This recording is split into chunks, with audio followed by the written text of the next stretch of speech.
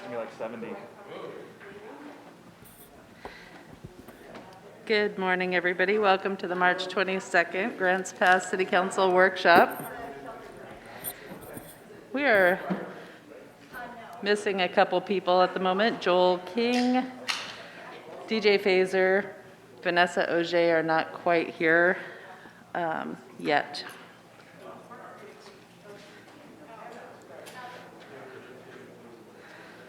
All right, everybody, let's get started. First up on the agenda is the Redwood conveyance crossing. And it looks like we have Jason Kennedy here presenting. We do. Thank you, Mayor. Thanks, members of the council. We have a brief presentation for you today, and then just would like to get a little bit of input on the next steps for the Redwood conveyance capacity capital improvement plan. So our subject in summary is there's a need for increased capacity in the Redwood conveyance system to reduce overflows to the Rogue River, provide acceptable service to the community, and accommodate growth in the Redwood Basin. And the relationship to your council goals is to maintain, operate, and expand our infrastructure, ensuring that our sewer infrastructure needs are met. So as a brief overview, the Redwood collection system is everything south of the river and west of Allen Creek. And that system is broken into two specific zones. There is the Redwood pump station zone, which is the purple area, and then everything else, which goes to the Darnielle lift station. And this became part of the city's collection system in 2000. Up until that time, it was a county-run system. Also at that time, the Redwood sewer plant was an independent sewer treatment plant, similar to ours. It collected all of the flows from that same district, the Redwood district, and then discharged to the Rogue River.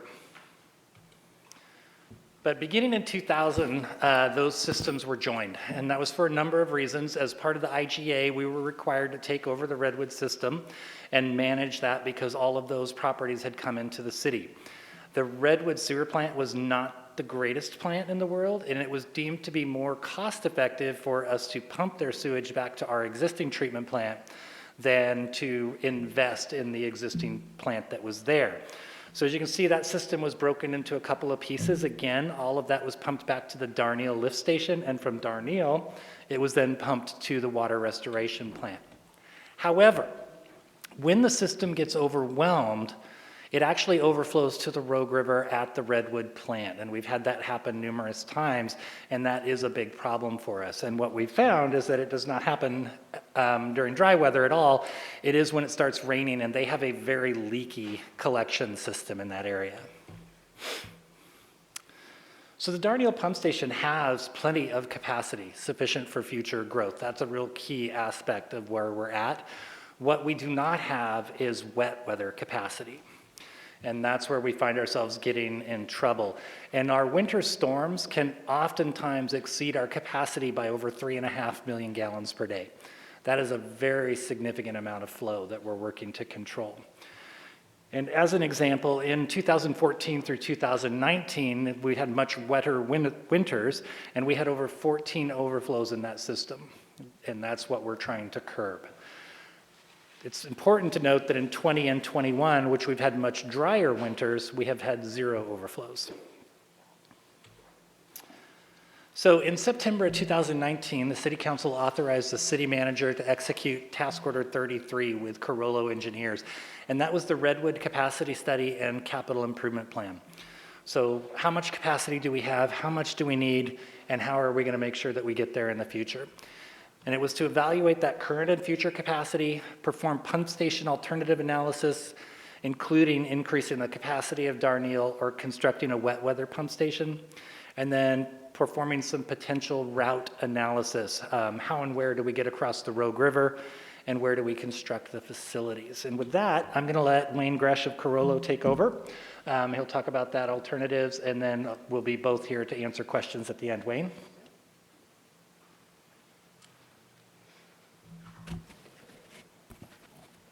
For the record, I'm Wayne Gresh with Carollo Engineers, and I'm a project manager, and I've worked with the city under our master services agreement. And So we've studied this issue, as Jason said, for quite a while. In the conveyance capacity study we did, we confirmed the capacity required. We looked at a lot of data and records. And then we looked at 4 different approaches to address that capacity. We looked at a wet weather pump station in Schroeder Park.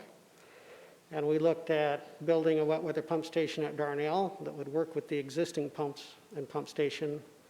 We looked at putting a wet weather storage tank at Redwood Pump Station that would then later release that flow back to Darnell and back to the water restoration plant.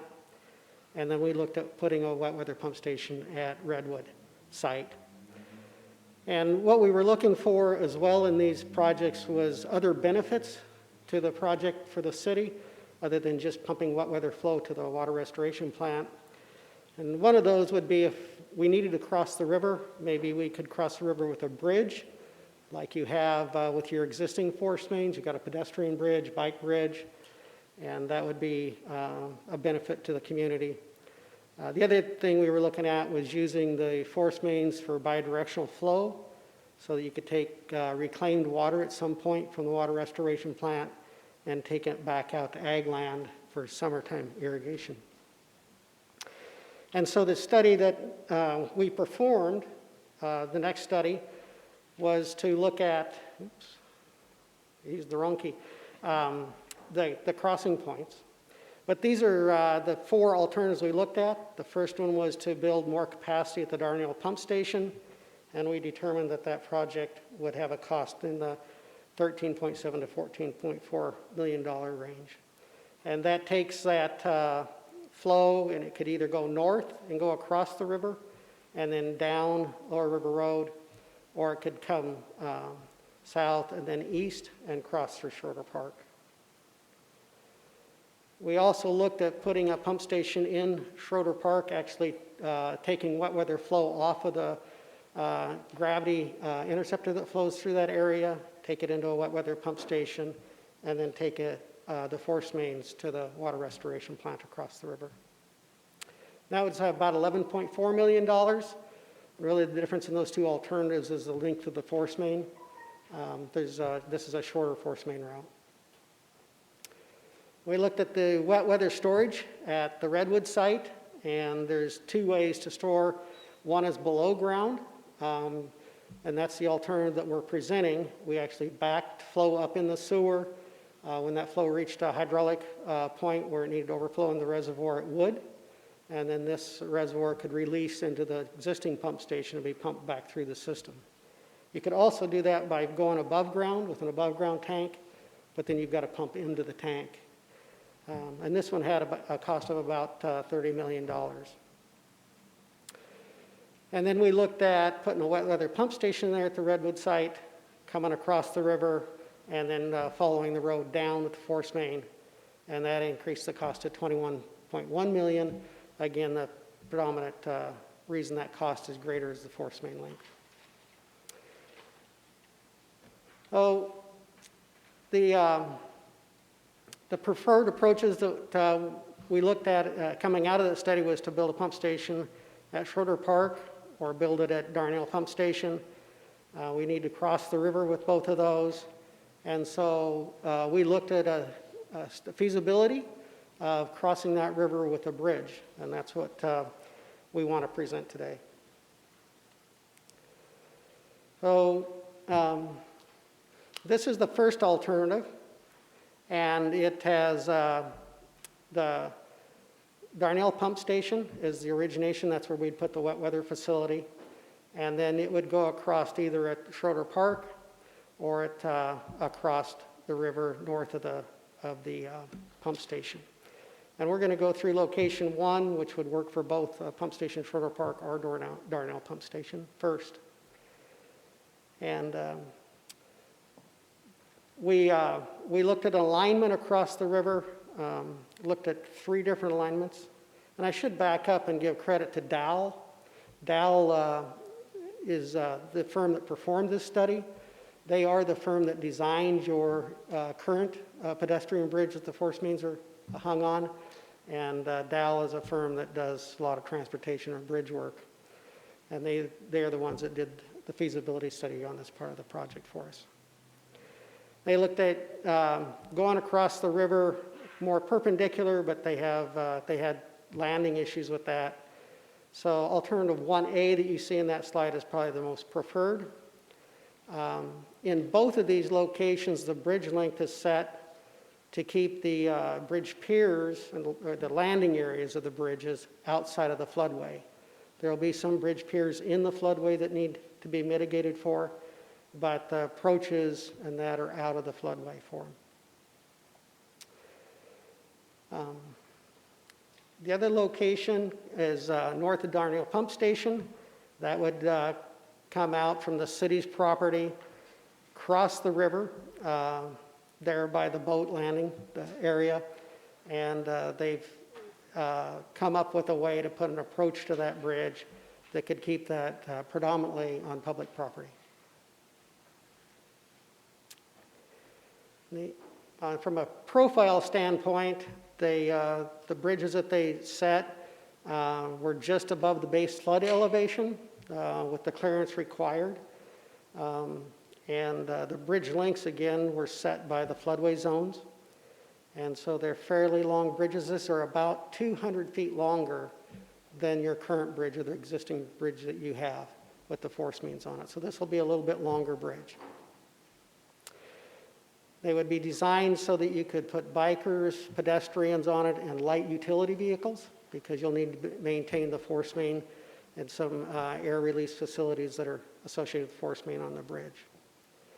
But both of the profiles have pretty much the same conditions. And then we looked at looking at those two locations. We used 5 parameters to see if one could be differentiated over the other. And both locations provide you access to some public facilities, one to Schroeder Park from the city, the other goes from the Lathrop Landing to city property. And they both would allow the bikers and pedestrians to use that, but they both require improvements along Lower River Road to get the bicycles into those approach areas. There will be mitigation measures needed to mitigate for the bridge piers that are in the floodway. And because of that, there's going to be some fairly extensive permitting required for either one of these bridges, both for making sure that you meet no rise conditions in the floodway, and then the wetlands issues that you would need to deal with. On the property side, location 1 probably impacts property on the east side of the river, because there's not a really good landing area on the east side of the river into a public right-of-way or a public area.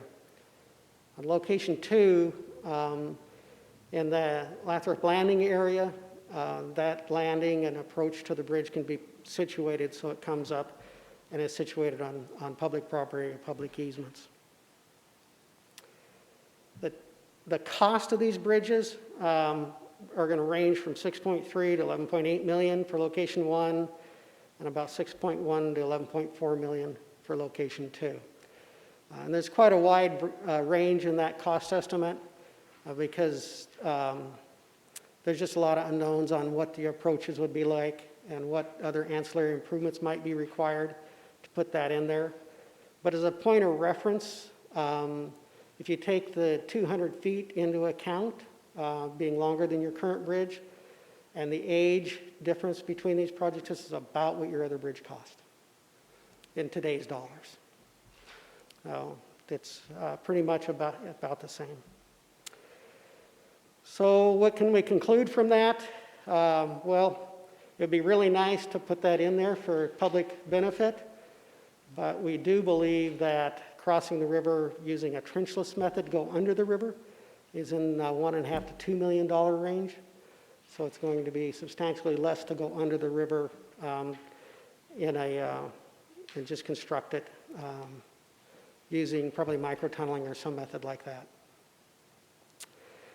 And to refine those costs on the trenchless methods, you really need to do some more geotechnical analysis We use the information that's available, but you'd really want to know what kind of soils and subsurface conditions were there.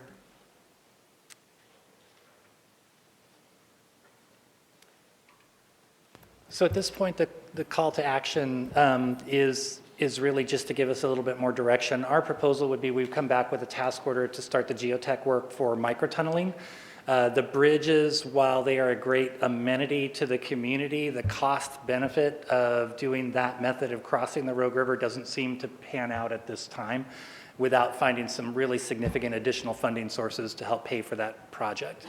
When we can bore under for 1.5 to 2 million or construct a bridge for close to 11, I think that our choice was fairly obvious, but we look to you for that direction. And at this point, we would open it up for questions, mostly for Wayne though. Thank you. Rob?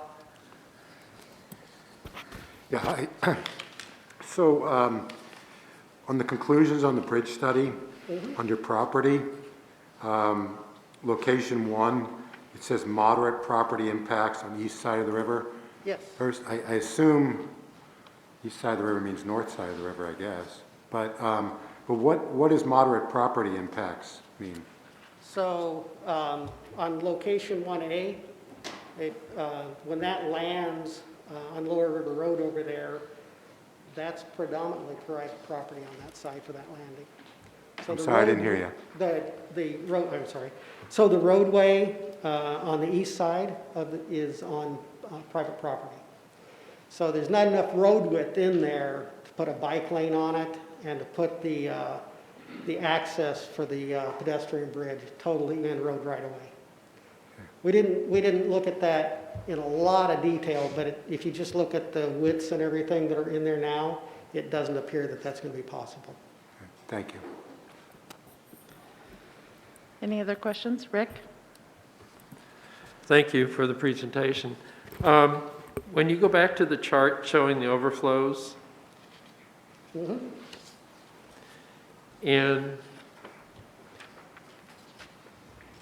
indicating based on that chart, I guess 3.5 million gallons per day exceeds the capacity of the dotted line in there is around 4 million, just over 4 million. That is the capacity of the present system. Yeah, the current system has roughly 3.8 or something MGD. That's right. So roughly Okay. about 4. So if we had the fortunate opportunity to stay below that line, we would be fine, correct? That is correct. That's what the, if you look at what your average flows are and you look at your growth, that's this projection here, that pump station has adequate capacity for that. And in fact, the city operates this system. There's 2 force mains that come out of this pump station. For a majority of the year, you operate with 1 force main. The other force main is put into service in preparation for these high flows that occur. And when those high flows occur, they're very short duration, but they have quite a peak to them. That's when you have to, that's when you exceed the capacity of those pump station force mains. And it's my understanding when you have an overflow into the river, you're fined by the state of, we are fined by the state of Oregon for that overflow? I don't believe you've been fined yet, but you could be if you overflow more than the, in the Oregon regulations. They allow you to overflow right now once in 5 years, and it's really not stated as an overflow. But what it's stated for is you have to treat all your sewage up to that regulatory event. And so they apply that to overflows at this type of situation where you can't take it to the treatment plant. And that's why we did the study, because 2014, 2019, it looked like you were violating those regulations. The last 2 years, you have met them. And we looked through 20 years of data to see how this, if you just had an anomaly, a run of wet years, unfortunately, that's not the case. So we've recommended to the city that they move forward planning a project to abate these flows so you don't get in a position where you could be fined. What I was wondering is if we could buy time, if we knew what the weather was going to be for 10 years, and say, okay, in that 10-year time period, it's not going to rain as much. Maybe after that, the cycle will change. And then if there was a fine, if the fine's $1,000 or $10,000, I mean, that's a lot cheaper than the $10 million. So I realize we probably can't go down that path. But. Yeah, that would be a little dangerous. The other thing that we're doing, we've been before you with multiple projects where we're sealing up the Redwood conveyance system, because the more we can go out there and find leaks and seal them up, that 3.5 million gallons per day becomes smaller and smaller and becomes less of an issue. So it really is a two-pronged approach, but ultimately we're still going to need that second crossing and some additional pumping. So last question, for the construction of the whole new system and everything, if that money was used to go in and replace the entire sewer lines that are there now with the infiltration, would that work? I'm going to look to Wayne, but my guess is that's not enough money to replace the entire collection system. We would need an order of magnitude greater than that. Yeah, we preceded all of this work with an I&I study of that basin, and it showed that you'd have significantly more investment trying to take care of that system than invest in a wet weather pump station. With that said, I agree with taking on the I&I, and if you're right in your assumption that the storm events will stay low, you might succeed in forestalling this project for a long time. But you can't look into that crystal ball and say that's the right approach, but I can say that we've been in full support of the city's efforts of sealing up those deals. One of the things they used as a construction method at every manhole, they poured the base down in, they dug a hole and then they poured the base down in the water and concrete, and then before it just set up, they dropped the manhole riser section into that concrete. And then they poured on the pumped it out and poured on the inside. They'd never really sealed the manholes up. And so almost every manhole you have out there at some point has some seepage in it. I thought a couple of years ago we did come back and seal some of the manholes, did we not? We have, and we're sealing them as we find them and as we can afford it. And Lance and his team have done actually remarkable work. Right. Now, it's hard to judge it because our rainfall has been a little bit different, but we have seen a noticeable tipping of that surge where it's not quite as steep, right, which we believe is attributable to the laterals that we've replaced and the manholes that we've sealed up. So we're going to continue to do all of that, but it's still really hard when there's hundreds and hundreds of manholes and thousands potentially of laterals that have issues. It'll just take years and time. Yeah. Last question. So at some point, will those laterals have to be replaced just as a part of maintenance over time as well? Yeah, and some of them will last, more than a lifetime of a house, but others won't, especially some of the older ones that were installed in the 70s and 80s. They're old concrete pipe that are laid in short sections, and those are some of the ones that are letting in the most water. Lance is working with the homeowners and the program that we talked about last year that we are implementing, where we're going to pay 50% of that lateral replacement, will hopefully help to reduce a lot of these I&I issues. Because remember, that lateral belongs to the homeowner. They're not the City of Grants Passes, and so we need to work with them to try and get those to seal up. That's why we focus on the manholes and the leaky pipes. Brian, then Valerie. Thank you, Wayne. Thank you, Jason. I have a few questions, but just the first one on this chart here, it's specifying 3.5 MGD, and I'm wondering, just looking at that chart, that's not 3.5, that's about 2.25 on that graph, but is 3.5 like the average event, or I'm just wondering where that 3.5 comes from? It's the peak event. Peak event. Okay, do you have any information on what the average event number is? I don't off the top of my head, but for the average monthly flow out of Darnell, you meet that right now with your current pumps. You're probably lower, it's probably down in the 3.5, your pumps can pump all of that. So it's only when you hit the really high peak events, and And so DEQ, Department of Environmental Quality, has a storm event, it's a synthetic storm event that we model, and it has to do with your rainfall intensity, and it has to do with the flows down through your system. And so we've done some pretty extensive modeling of your system so we know how those flows come through it for that synthetic rainfall event that occurs once in 5 years. And that's where that number comes from. Okay, So you may or may not ever get that storm through the system exactly.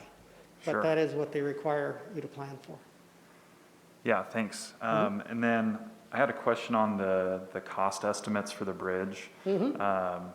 The range is pretty wide. It's Right. 6 million to 11 million, and I'm just wondering, you know, obviously, as Jason said, if it was 11 million, it would make a lot less sense than if it was 6 million. So I'm just wondering if there's any way we could get a little bit more clarity on that range, or if that's just what we have to work with. You would need to do more study about, and so one, you'd need to pick an alignment, right? So that you could actually do some more rendering work or detailed work on those approaches, because that's where a lot of the cost is. And then how you're going to get the pedestrians and bicycles to those sites.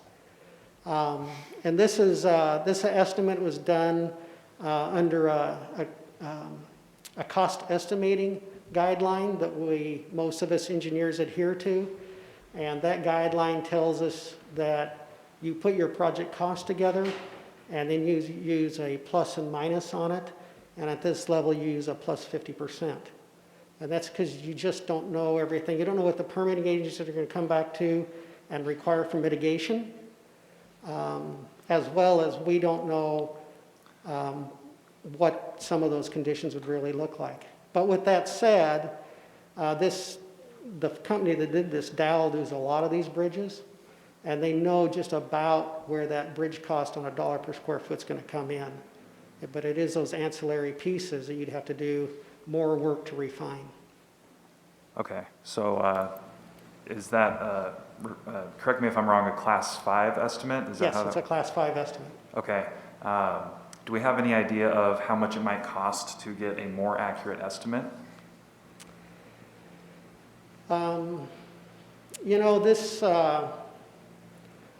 was in the $20,000 range, this estimate. I think if you limited it to one of the sites, you probably for another $20,000, $25,000, you might be able to refine those costs.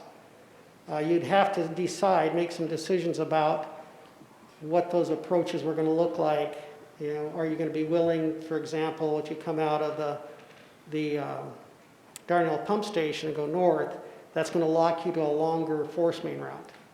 So while you might end up with a lower bridge cost, you're going to pay for more force main. If you go to the site that comes across from Schroeder Park, then you've got some private land issues to deal with, and how you'd want to deal with that. But I think with that guidance, where you could focus those resources more closely, yeah, they can refine the costs. Okay. Because on its face, you know, it's much more cost affordable to go under the river, but it seems like there could be some pretty substantial ancillary benefits to looking at a bridge.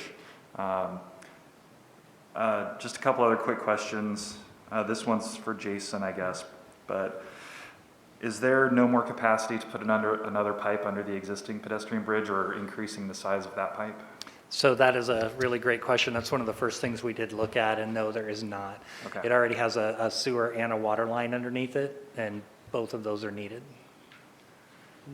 Okay, and then you talked about a bi-directional pipe for this project. Would that be a higher cost system to have it be bi-directional? And if it is, would there be any increased revenues generated because of that feature? There really wouldn't be any increased cost in the pipeline. Bidirectional would just give you, is more of an operating issue. When you used it for reclaimed water, because it's had raw sewage coming through it in the winter time, supposedly you'd have to disinfect it. So you'd have to be able to set and send a device down through it and then some chlorinated water. What the real cost is putting a water doing the tertiary treatment, the part of the water restoration plant to produce the water, and then the pumping of that to pump it up the pipeline. That's where the cost of that project would come in. Most reclaimed water projects are offset not by the ability for somebody to purchase that water, but they offset plant improvements when you have nutrient limits or temperature limits, and it's going to cost you a lot of money to keep discharging to the river.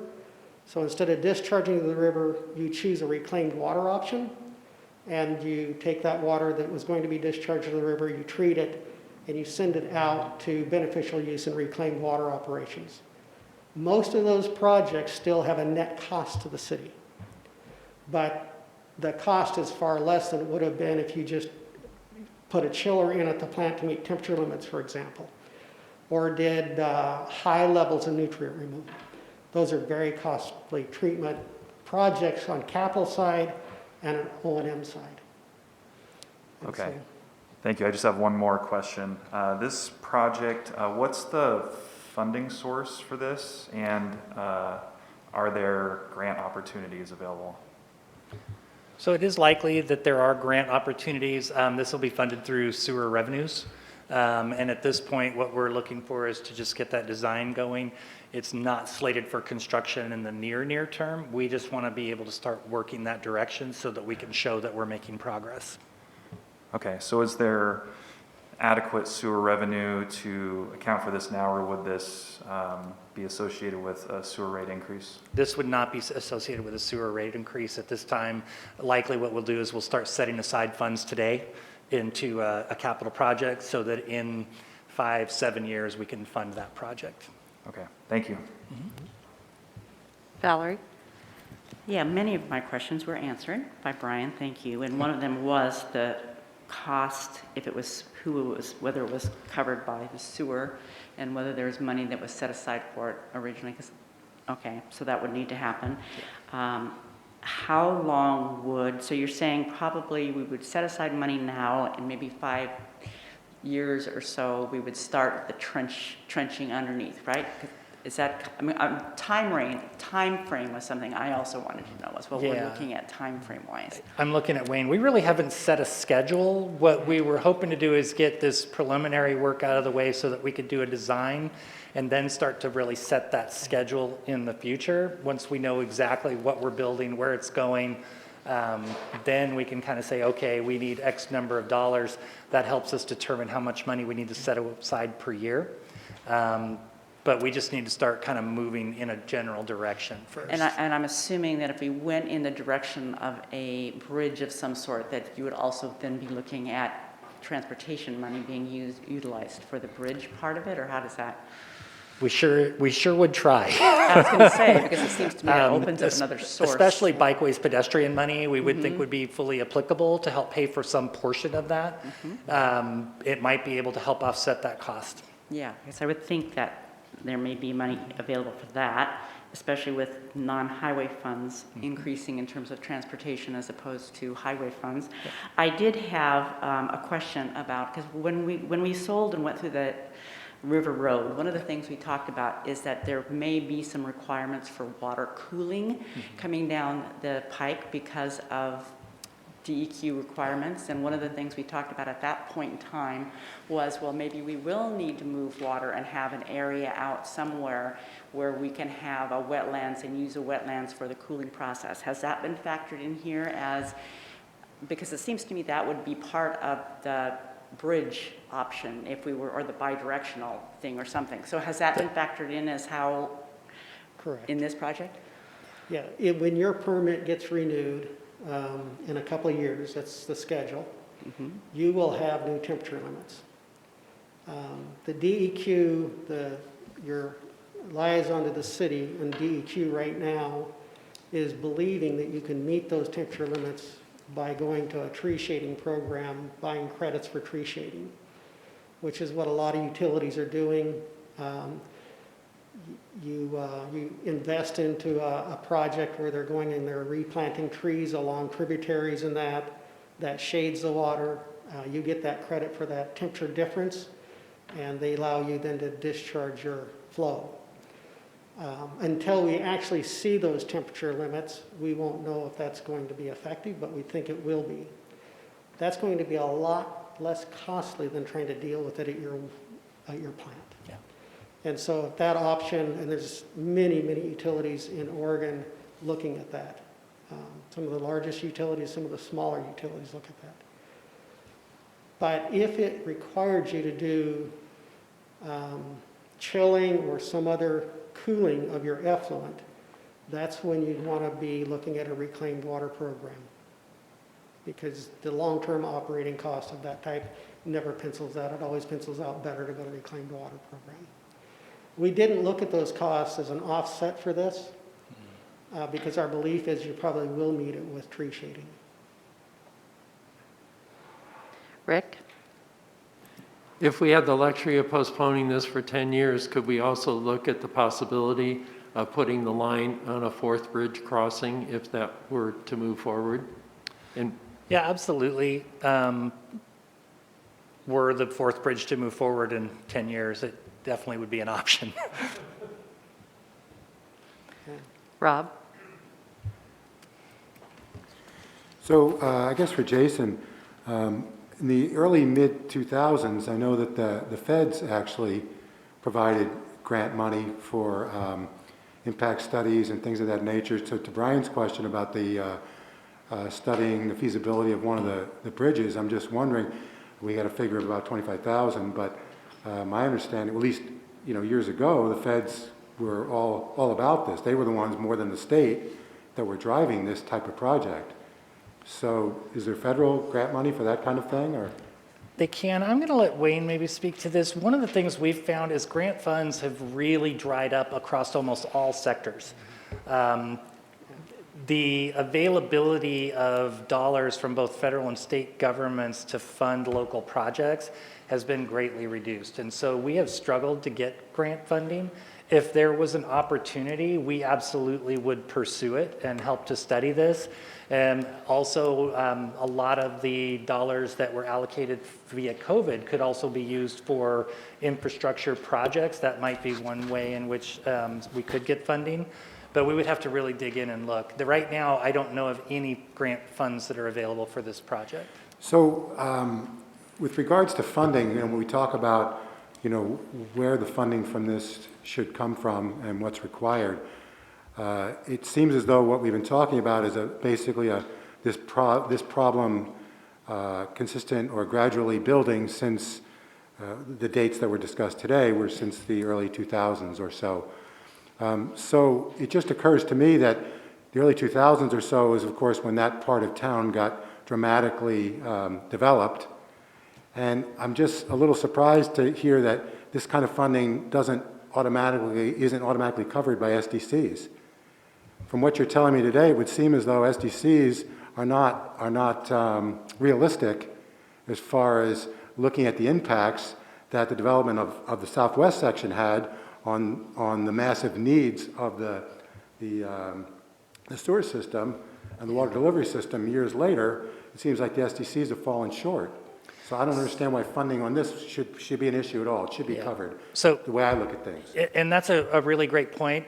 The thing to keep in mind is the bulk of this system was all developed under Josephine County auspices.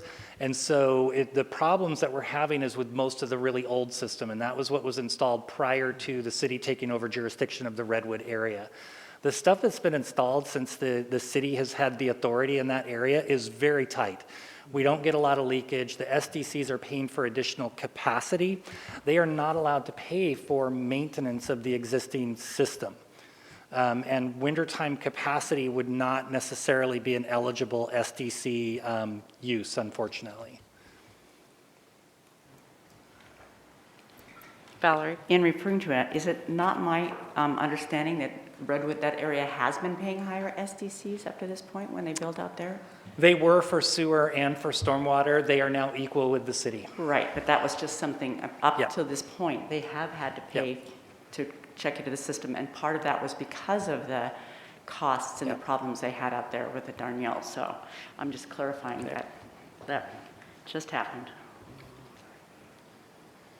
Other questions? Joel? I've come in a little late, and I apologize, and I appreciate your tolerating that. The tunneling under the river, it's my understanding, well, even back to the gold mining days down by the Almena mine where they've tunneled under the river, that there's been numerous successful tunnels under the river, and they never had any environmental problems, and it worked well. Can you confirm that for me? I'm sure that is true. I would speak to the newer techniques that would be used today where you're actually boring and jacking a sleeve underneath, and then that sleeve would be open on both ends, and then you would slip in pipes, potentially even communication cables along with that to where we could lease out some space for a crossing to other utilities. So it seems like it's a state-of-the-art, and there's very little risk. It's come a long ways. It's not like you're digging under the New York Bay with, what was that movie with Sylvester Tunnel under the Stallone? river, you can still go in there. It's been blocked off, but it'd be kind of scary. Yeah. Yeah.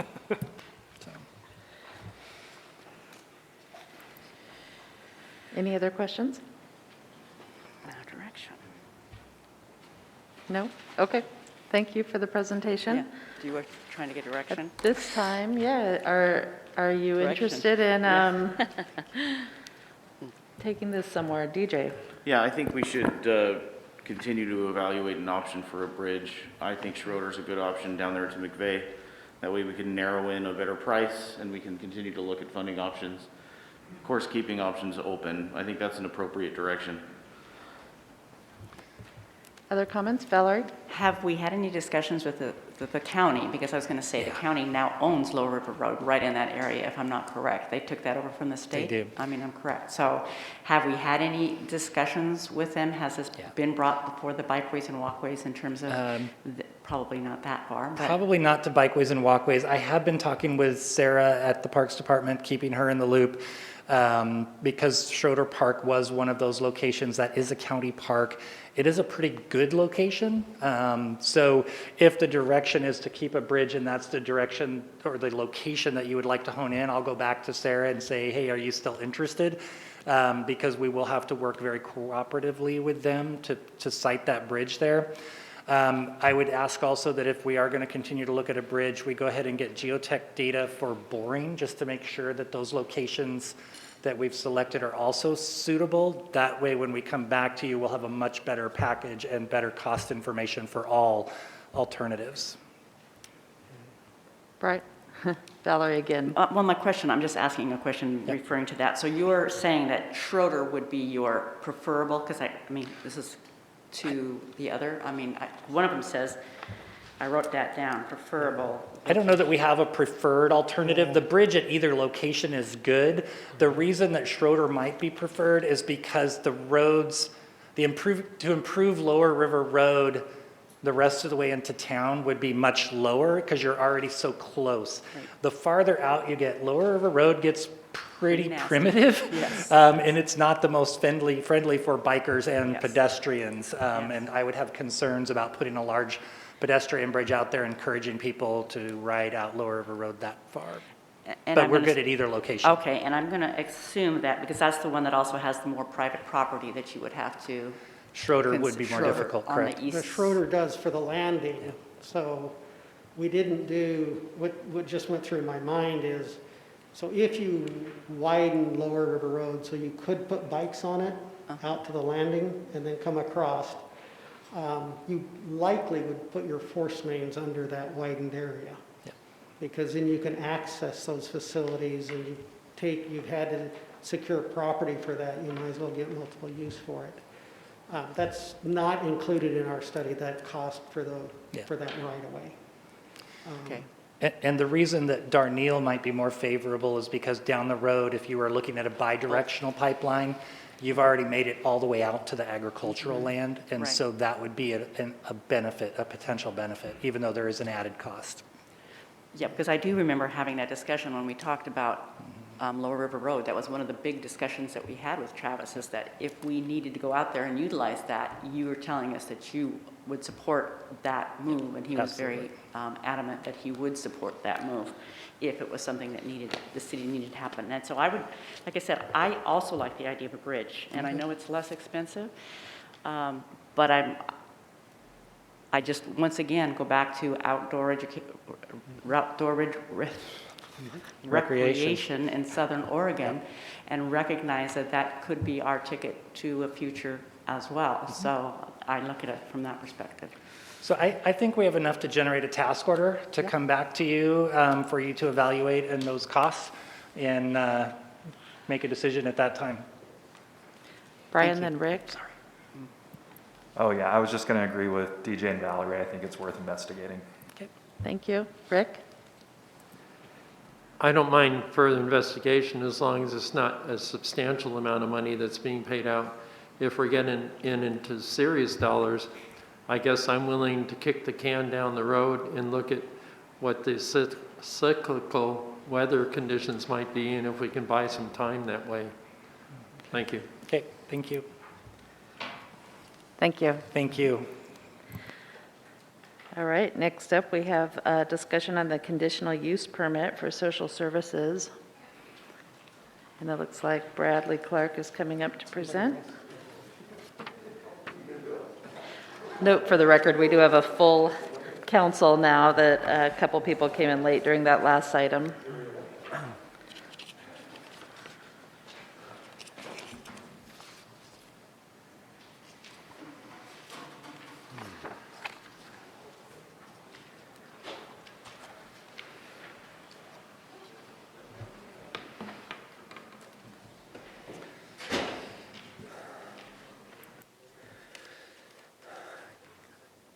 Good afternoon, Mayor and Council. So this is a continued discussion. I think we started back in September or so with this. So it's a topic that has come around in a couple of different fashions, and we'll just touch on that. But I think the desired outcome of today would be, some kind of direction to us if the council decides to proceed, so that staff can go with and bring you a much more detailed analysis and ordinance. We have not to this point, shown you an actual line-by-line ordinance. We do have a couple of examples from other communities that we can use to do that. That is certainly possible. We haven't shown that to you yet. So again, this is kind of coming at you at a little bit still high level on this topic. So the summary and the subject of the summary is to continue the council discussion about zoning and location of permanent social service facilities. That really probably should be temporary and permanent because both are really part of this classification system. And then to discuss potential new definitions related to social services facilities. And your relationship to the council goals is to provide cooperative shared leadership involving council, staff, and community, and to facilitate sustainable, manageable growth. So since I think you've all seen this a couple of times other than new Councilor Collins, I won't go into all of these, but September, October, November, there have been discussions all at council workshops related to where shelters can be located within the city. In particular, prior to the Manzanita, Rogue Retreats Manzanita location, there was discussion about that general neighborhood and whether or not a permanent facility is appropriate there. That kind of broadened the discussion to just the general commercial zone at large because that strip along 7th is zoned general commercial. And then the last workshop was February 1st this year, and we did present a couple of options to replace the current category social services facility transient quarters with 3 separate uses. The outcomes of that meeting on February 1st, the council did express an interest in pursuing further this option 1, which was to kind of break out that social services definition a little bit in more detail. And then we also talked about the conditional use permit as another tool to permit shelters. There was a few questions of the council. Staff didn't interpret council's discussion as just, go forward and do a lot of research on that. But we did talk about it, so I wanted to mention it. And then there was a request to do a little bit more looking at permit expiration and revocation clauses and how those might relate to these shelters.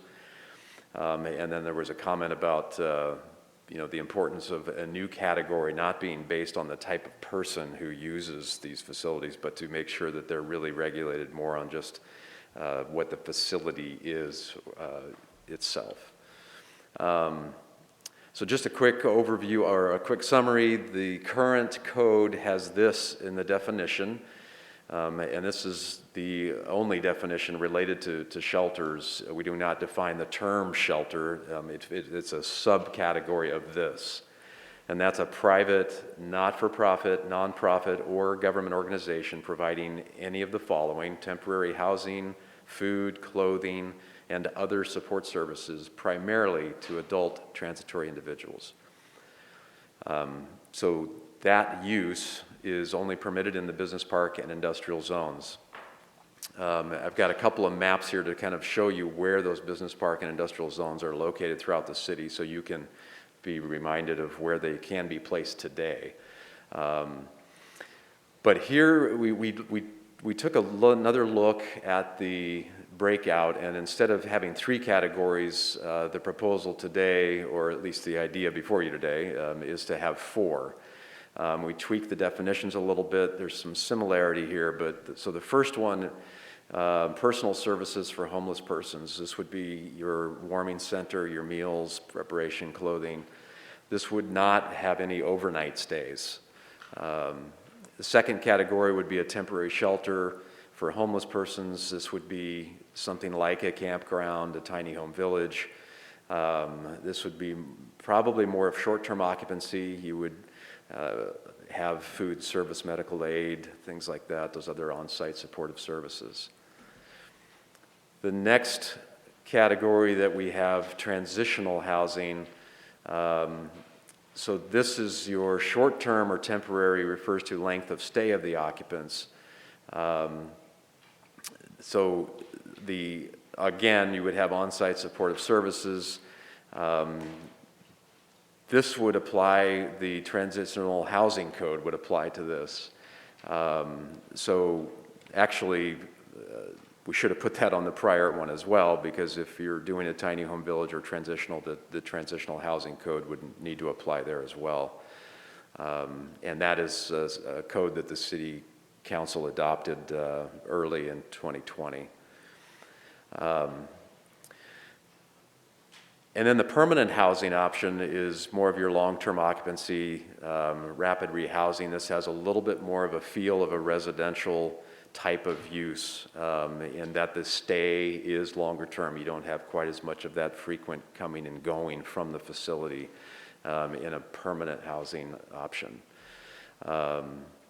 And buildings under that one would be subject to the Oregon Specialty Code, not the Transitional Housing Code. The Transitional Housing Code is an optional code. It gives much more flexibility, and it is definitely intended for just short-term stays, whereas the permanent housing, you have more expense involved in order to get the facility up to code, into the Oregon Specialty Code standards.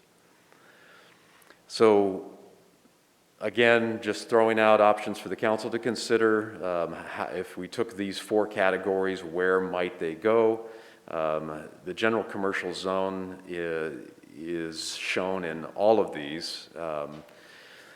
The industrial park and business park, as I mentioned, is where they're currently allowed. So that would actually come out of the first one, potentially, mainly because of and as we'll see in a minute, the locations of our industrial and business park lands are a little bit further away from existing services and transit, things like that. But the addition of general commercial would be the most significant change, really, that we're talking about here. And then the permanent housing is showing as R3 and R4. Those are a couple of the higher density zones. And that would also be a change. There is no use today allowed in any R zone that's related to shelters or to the homeless population. So here are there's really kind of four big areas where we have business park and industrial zoning today, which is where they can go. We have up along Highland and Washington Avenue, kind of up near exit 58. Then we have the area kind of along kind of along E and F. There's some industrial and business park land there. We have the largest inventory of these lands over near Spalding Industrial Park and kind of in that area just north of the river. And then the one area where we have industrial and business park zoning that's south of the river is along 199, kind of along that, that Hubbard and Dow area. The yellow that's shown on there is where there's vacant parcels. That's probably not likely that you would see a new shelter, built just in a vacant piece of land. But if so, we did do, just kind of show there's 36 parcels that are a half acre or larger as of a few months ago. So the general commercial zoning is the red, and that's on the north. This is showing just the north side of the river. Again, that's really the main 6th and 7th Street corridors coming down to just north of, what is that, D, I think, and then it turns into Central Business District. So on all four edges of the Central Business District, you do have general commercial zoning. It continues along 6th and 7th across the river, and then it goes out E and F towards Grants Pass Parkway. There's 1,187 acres of general commercial zone, but about 80 to 85% of that is built out. And then here's where general commercial is along the south side of the river, going along the Rogue River Highway, 199. So the potential approval process is shown here. This is really pretty similar to what we talked about last time. There would be a pre-application conference, the public hearing before the city council. And again, this is conditional use permits don't have, they have a public hearing as well, but they're before the planning commission. So this would go straight, if proceeded as is proposed here, go straight to the city council for any of these types of uses. And then there would be some pre-approved criteria. Those are listed there. Development operations plans. Those are largely up to the city. There's really no guidance for us on what those are, other than fire code is a clear one. Building and fire codes will have to be applicable. On the permit expiration and what would that look like? Any of these would be a development permit except for a temporary. The temporary use is up to 90 days in a 12-month period is under the state rules. That's as much as you can do on these temporary shelters. But for the others, this is really what would apply, or this is where this permit clause would apply. And as a permit, it can be revoked. It can be pulled, under certain situations. One example that's not shown here that I believe Medford does, they allow the city manager to close if you get like 20 emergency calls within a 30-day period or something like that. So if that happens, that would be a reason for a closure.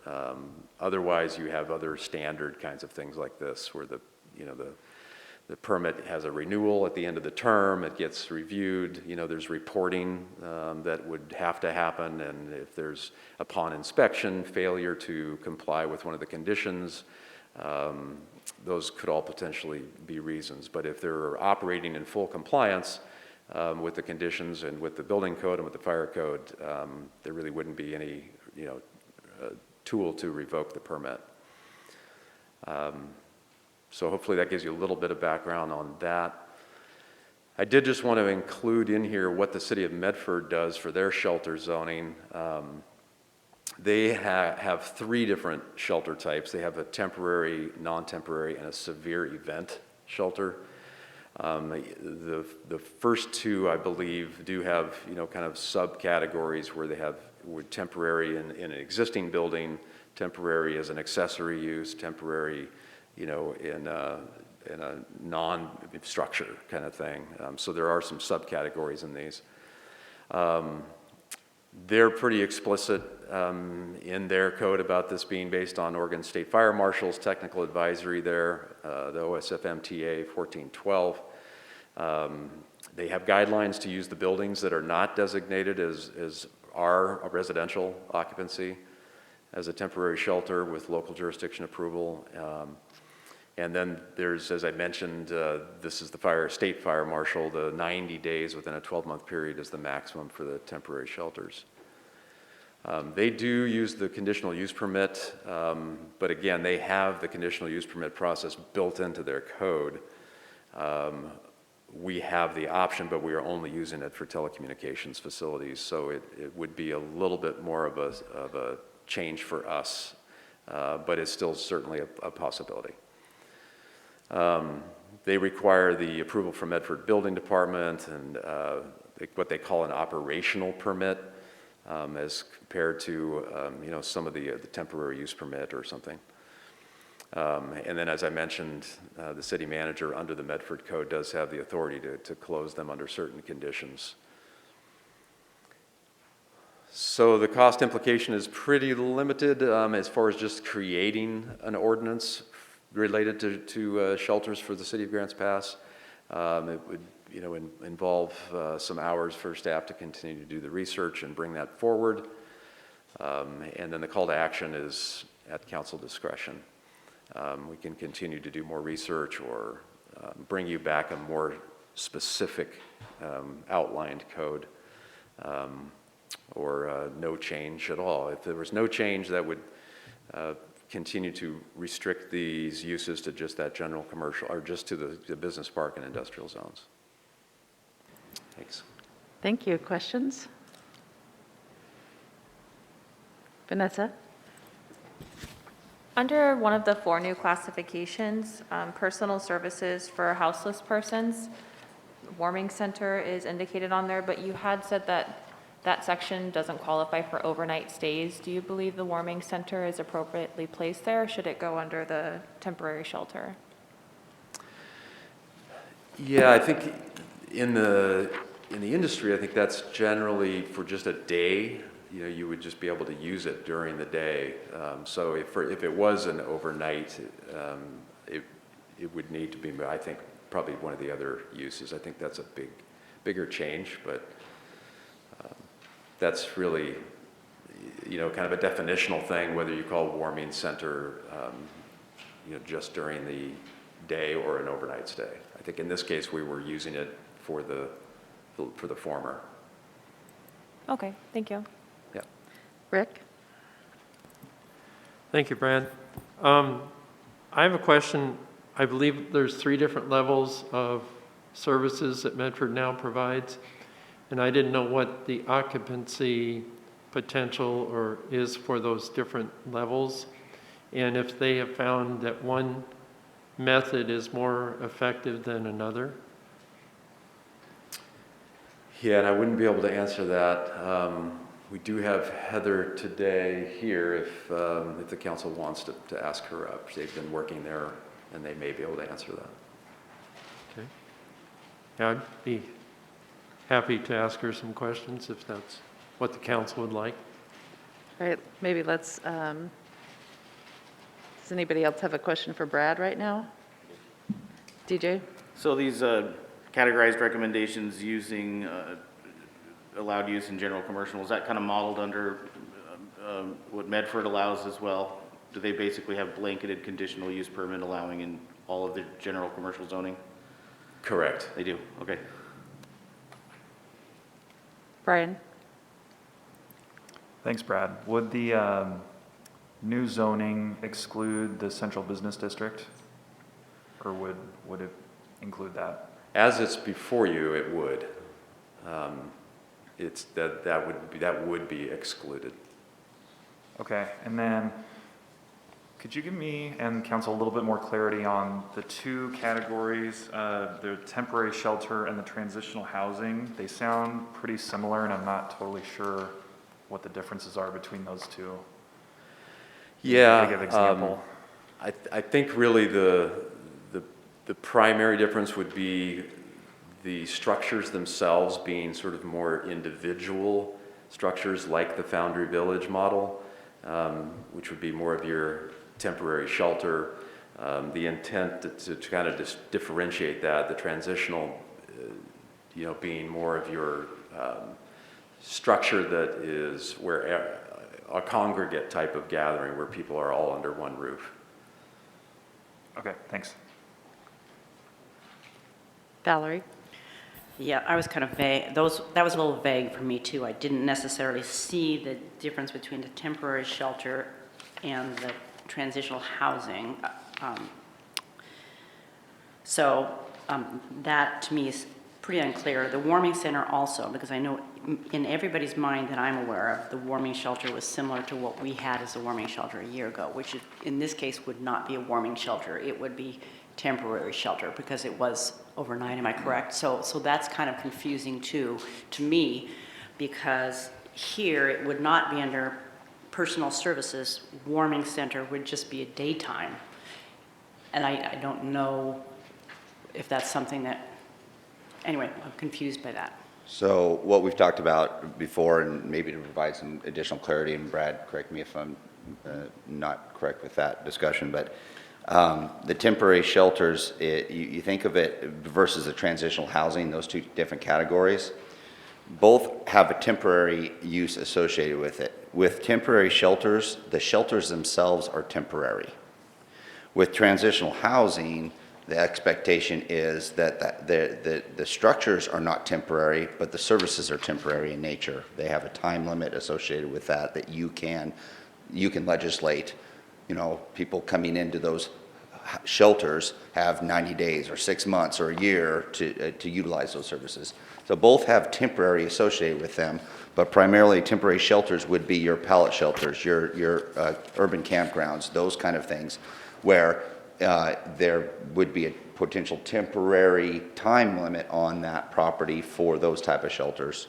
The other one is you would have more permanent shelters like Foundry Village, and that would have more permanent structures but temporary use by individuals. Does that clarify those two? Thank you. It does help. It does help. And then I'm just kind of going back to how this changes overall, because prior to 2015, basically any of these could have been anywhere. Am I correct? I mean, before we did the code change in 2015. So I can maybe answer part of that because that was before you. But yeah, we did in 2015. We did change the code, and it prohibited the transitional, these type of services in general commercial. And so my question to that is, part of the problem we had at that point was it was because of the soup kitchen and the keying up and the people loitering and that sort of thing. So technically what we did is we made a major change for a problem that ended up changing anyway because everything mobile-wise moved out, correct? So I guess I feel like now we're having to run and do all this craziness just because we changed the code in 2015. And still, technically, you could still have the problems that we had in 2015 over again based on what I see here. So what difference is what? Is that they have to come up with a plan ahead of time and it has to be approved by the city council? Is that's really the major difference that I see, that in the past it could have gone through the Urban Area Planning Commission and in this case it has to come before the council? I think some of the things that the council, I mean, I think I get where you're going with this, and because we lived through this, but Yeah. some of the reasons that there was a policy change at council at the 2015 was they're trying to address some of the issues that they were seeing, that they were hearing from the business community. So by providing the allowance of this, there's new and better ways, and we're always improving the way we're providing services to the unhoused. And we're getting better and better at that and controlling those type of things. But there still could be an environment that's created again like it was pre-2015, before the policy changes. That could be an outcome, but But what I'm seeing in this that I didn't see before, which is new and improved, and it is a good thing, is that they have to come forth and look at the negative impact ahead of time and have some sort of a plan to mitigate that. Am I correct? well, I think overall, from a standpoint of the services that are being rendered are better now, and we're housed in that, and that's from the nonprofit's perspective, but also from your public policy perspective, you do have the ability to put some things in there when it comes to the criteria, and so that could help also recognizing the experience from the past and moving forward.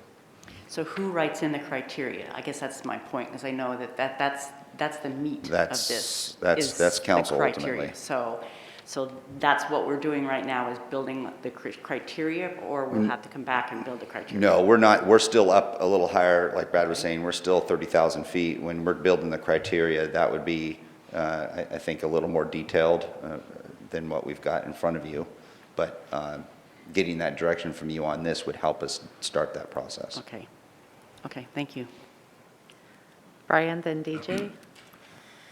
Yeah, I just had a question, and correct me if I'm wrong, but currently we still have a mechanism to approve these sites through a conditional use permit. Is that accurate? No, today, there's not a conditional use permit option. There's a temporary use permit, which is different. That doesn't technically require the public hearings. We did, in the case of the Rogue Retreat, move it from an administrative approval to the council because the code, provides for that, and because of the ongoing discussions in that neighborhood. But no, there is no conditional use permit option today. Okay, and, but we could pursue that as an option if council desired. That would be another option in addition to this option that could be explored?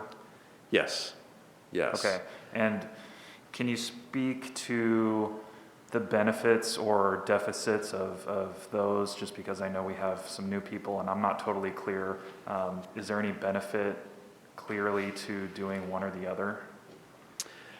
I've thought about that. I don't really think so. When Dennis and I were talking about it, as it's before you now, it would be a public hearing before the city council, which gives there's a staff report, there's a public hearing, and the ability to put conditions.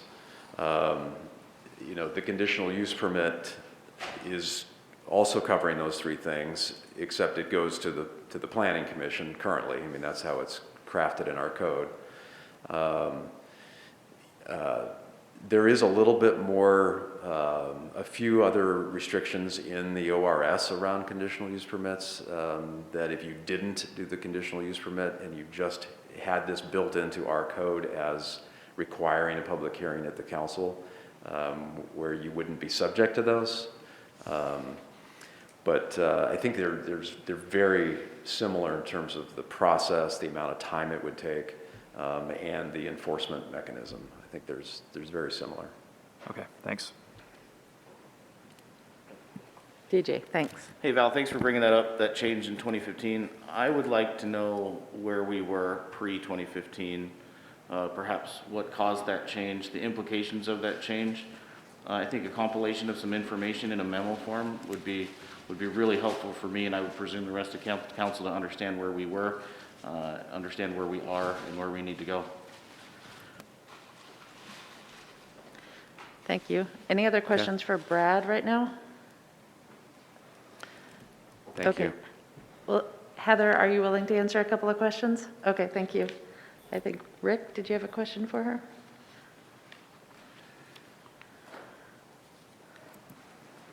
Thank you, Heather, for coming.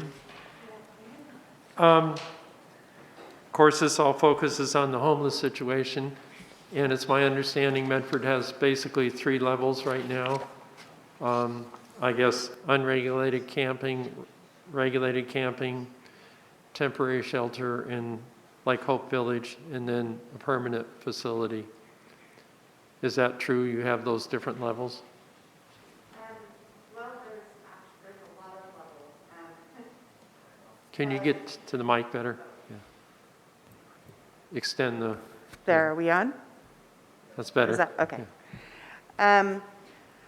So, actually, could you pull back up the three different ones? Sorry. I wanted to clarify really quickly the difference between warming shelter and warming center. A warming center is a place where somebody can come in out of the cold during the day and just warm up. Warming shelter is where they stay overnight. So in the first one that he had showed, that is just a church opening their doors during the day so people could come in and warm up, that kind of thing. It's just a social service. So in having those So- different levels, have you been, when you evaluate each level, do you see a difference in progress or addressing the situation better than one or the other, or do they all integrate together where they all serve a purpose in a positive way? I think that's exactly right. They all are a piece of the puzzle. Okay. And I think it also depends a lot on what extra services are provided and by what organization. And because somebody could run just an emergency winter shelter without services just to keep people inside. But the fact that they didn't die that winter, that's really big. But other ones might have case managers on board or, other funding that they have available to get people reunited with family in another state or whatever it may be. So success will vary based on the organization's capacity. Okay. So, Thank yeah, you. we have all of the different versions of the different types of shelter within Rogue Retreat, but in Medford, as an example to look to. Okay, thank you. Any other questions for Heather regarding zoning? Nope. Valerie? Well, I just want her input as to the difference between the temporary shelter for homeless and the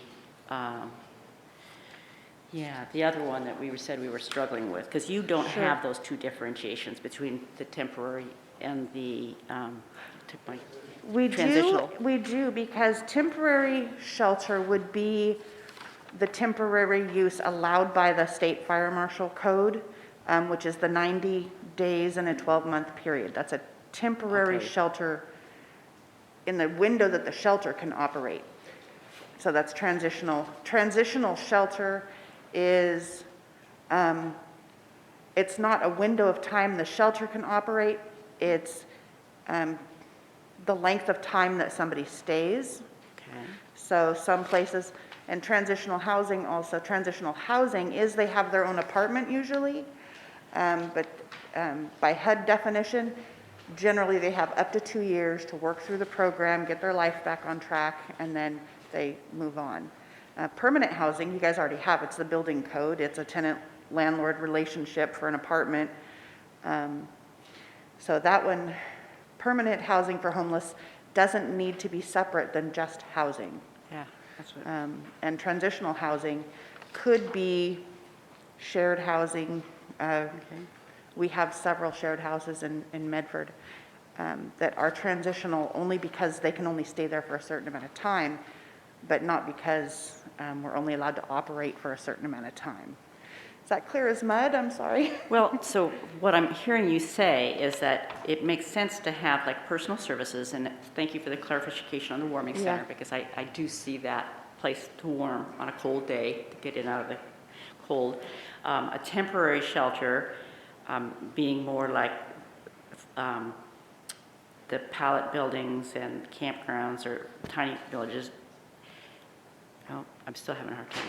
That would be, Well, there's no. temporary shelter, which is the permit that you guys allowed us to have for a 90-day shelter. That is the 90 days within the 12 months. Right. The Okay. tiny houses, basically all of those kind of structures themselves are meant to be mobile. Okay. If we don't have permission to use this land for maybe, for example, in Medford right now, I'm working on Hart Village, which is owned, the property is owned by Addiction Recovery Center. But what if they, in 5 years from now, want to build something else on there? We might have to take all our toys and move it to a different location. So it's temporary in the fact that the pallet shelters can be moved off-site. The shower trailer can be moved off-site. So I think that might be, like right now, we're in the process of, we're going to be moving our urban campground just a little bit on the same property, but in another location. So everything can be picked up and moved if need be. That's the transitional nature of those buildings.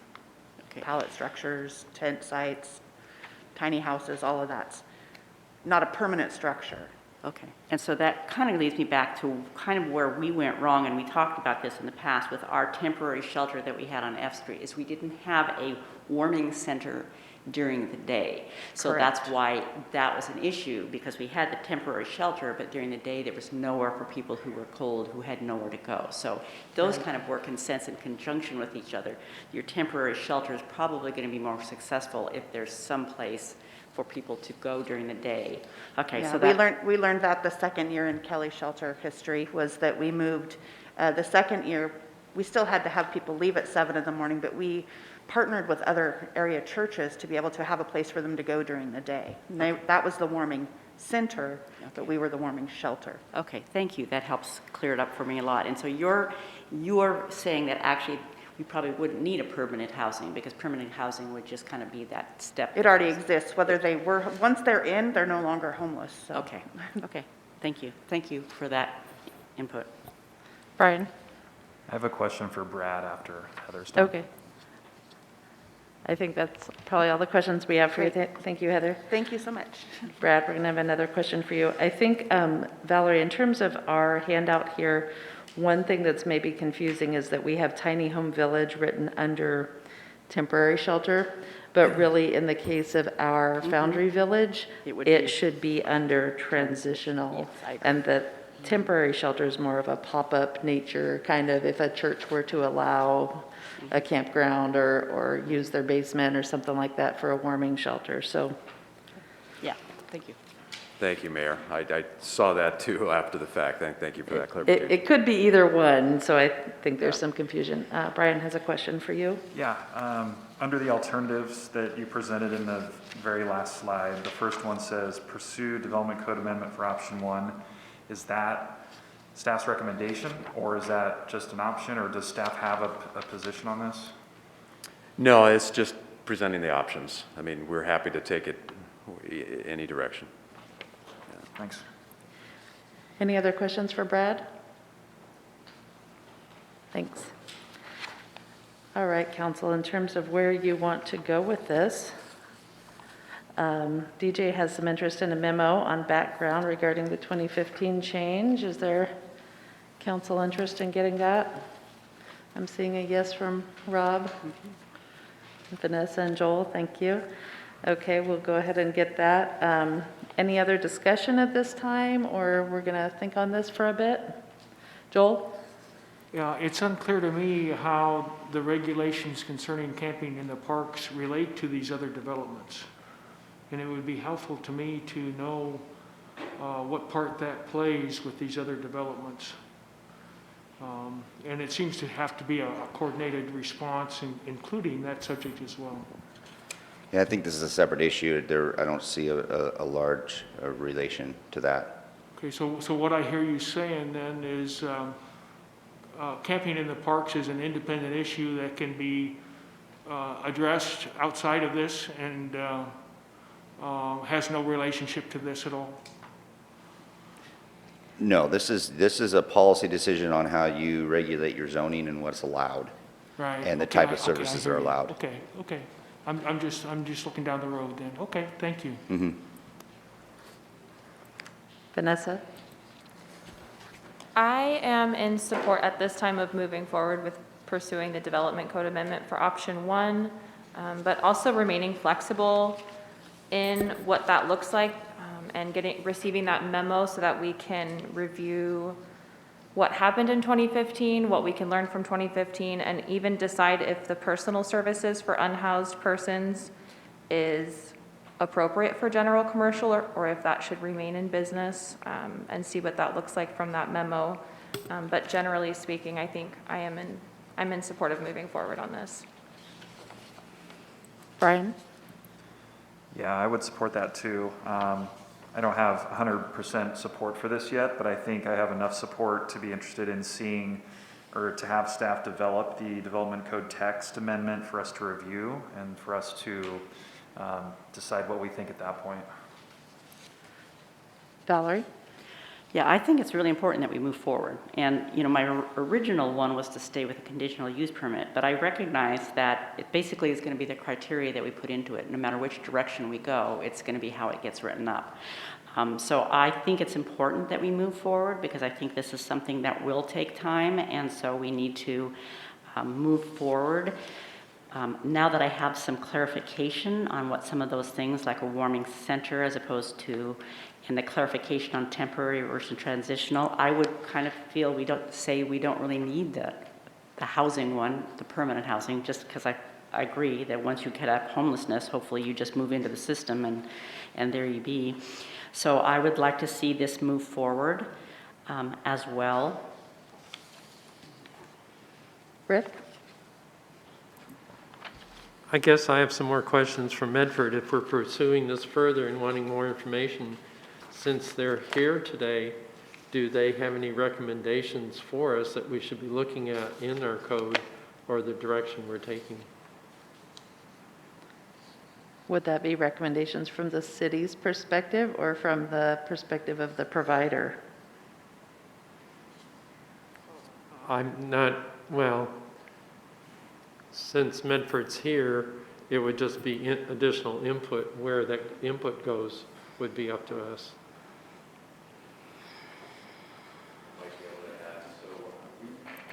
Might be able to add. So Angela Durant is the City of Medford staff person who we have been in communication with, who is not here today. The one who come up is Heather Hassett with Rogue Retreat, who is the provider. We have had a couple of conversations with the city staff at Medford, and we could incorporate into our memo that you've requested, you know, sort of just a couple of key lessons learned from their experience over the last year and a half, because like I said, we have gotten some of that, just it hasn't been reflected in the PowerPoints. Yeah, that's what would be real helpful, just Okay. the key lessons. Thank you. Looks like we have support for that. Thank you, Brad. Okay, it looks like, sounds like we are interested in having council kind of, or rather staff kind of flesh out more of this zoning idea for us to look at in the future. Get some questions answered? Okay. Yes, but keep it moving forward. Got what you need? Okay. Vanessa? To be clear, my support is for pursuing development code amendment for option 1, just so that that's clear for staff. I think that's kind of the page everyone was looking at. I'm actually looking, there's not anything other than an option 1. So, Mayor, based on the conversation today, we'll get that memo out to you, and in the meantime, we'll also start to take an ordinance and massage it to something that represents today's conversations, of course, for you to review and provide any additional comments. thank you. Next up, we're going to take a look at the wildfire hazard mitigation, and we have Joe Hyatt, the fire marshal, here with us today. Thank you, Aaron.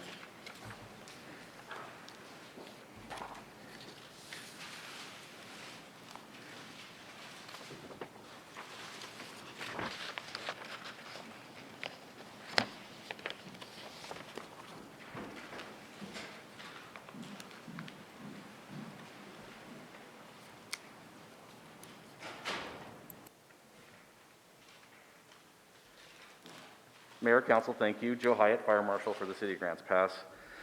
Some of you that were here before, we did a presentation on adoption of the Wildfire Hazard Mitigation Ordinance.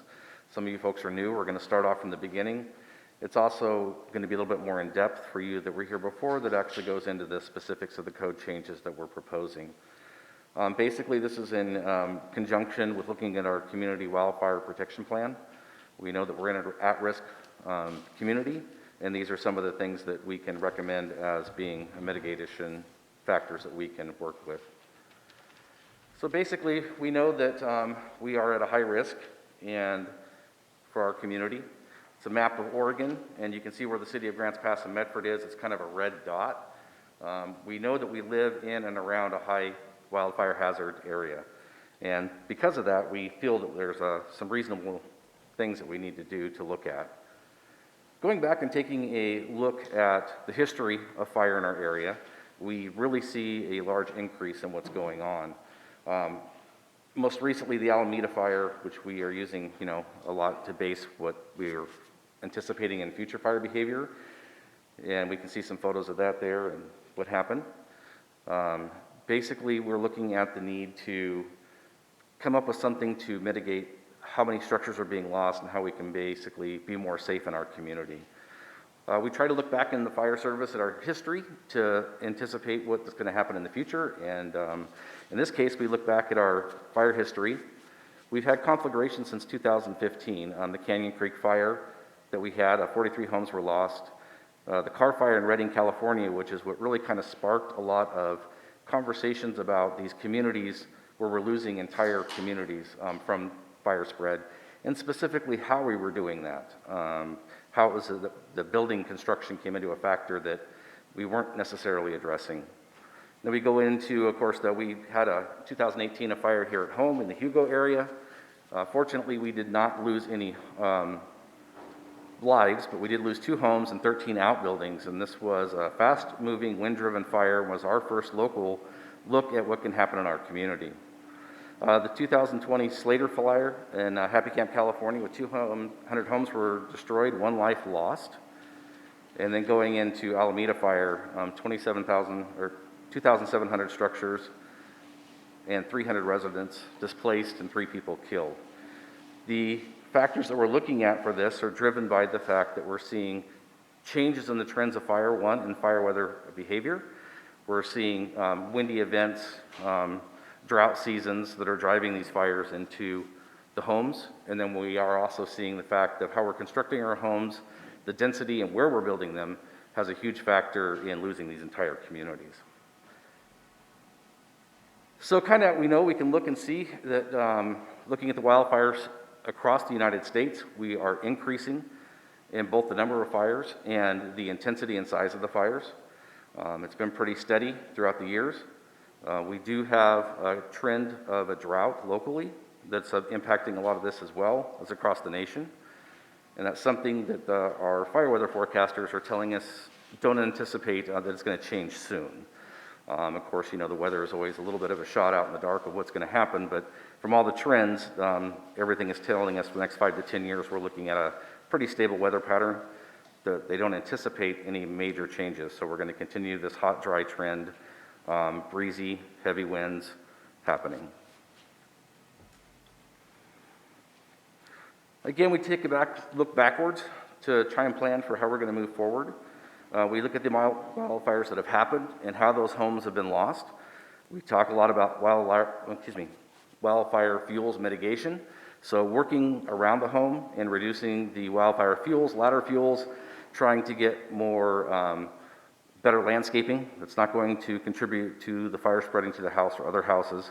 We've been pretty consistent on that for several years, and we have some working through our wildfire communities. We have actually a great grant position that we are sponsoring, or we sponsor the management. Emergency management is funding that goes out and tries to build these fire adapted communities and trying to move forward with that and get the fuels modifications happening on the ground.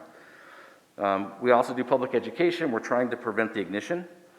We do know from looking at the history of wildfire, as we basically push out into the urban interface, the wildland where the trees are, we obviously see that the fires are increasing because we have an increase of human presence. The majority of our fires are started from humans.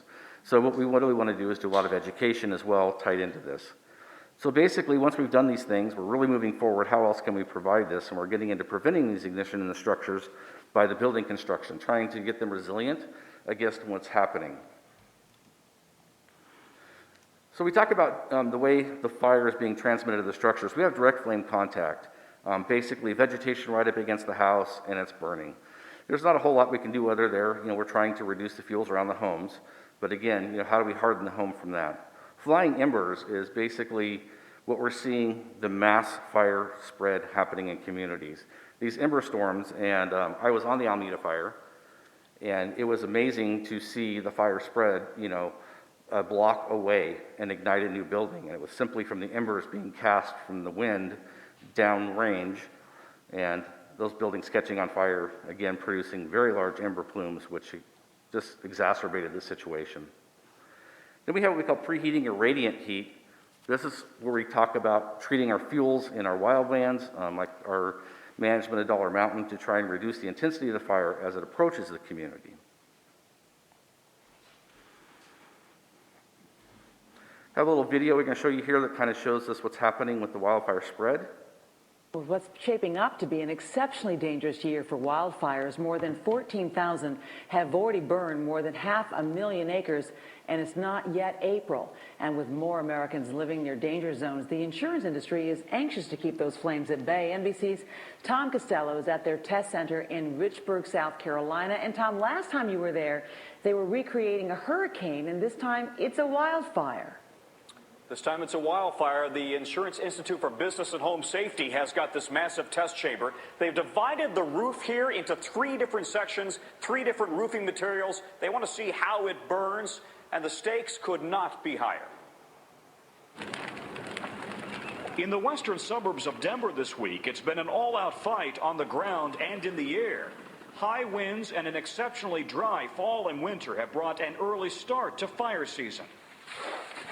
The scenario is hardly unique to the West. Nationwide, 1 out of 3 homes now sits near wildland space. And wildfires cause some $500 million in property damage and losses each year. So at the insurance industry's testing center in South Carolina, they're creating their own firestorm, putting a test home right in the path of blowing hot embers, because they've discovered it's usually the flying embers that start house fires, not the actual flames from a wildfire. Those embers land on things around properties that ignite. There's no one there to see it, there's no one there to help, there's no one to put it out, and then the houses burn to the ground. Dry vegetation on the ground, on the roof, in the gutters, even brooms, birds' nests, and wood fencing can provide perfect kindling. You see how the embers are dancing across the roof, and they're about to catch those pine needles on fire. That's what researchers are watching. How quickly would flying embers catch pine needles on fire and then bring a whole house down? In this case, the fire-resistant roof kept the flames from eating all the way through the asphalt shingles. But the embers did light the dry vegetation of the gutters, and the fire then spread to the eaves. What that says is that we don't have to have overwhelming force in order to keep this from happening. What we have to do then is to get rid of those ignitable materials. Fire experts call it a defensible space, a 100-foot perimeter to keep embers off the home. If we can prevent that from happening, we can save people's homes. Because if firefighters are battling a wall of fire down the road, they may not have time to save your home. The thinking is that this is probably the least fire-resistant roof. It is a wood shake roof that has not been treated in any way, very flammable. The most fire-resistant would be asphalt, they'd be clay tile, metal, that kind of thing. And it's very important also to check your soffits and your eaves to make sure that they also are not exposed or have any vulnerabilities. And back to you. All right, good information. Tom Costello, thanks.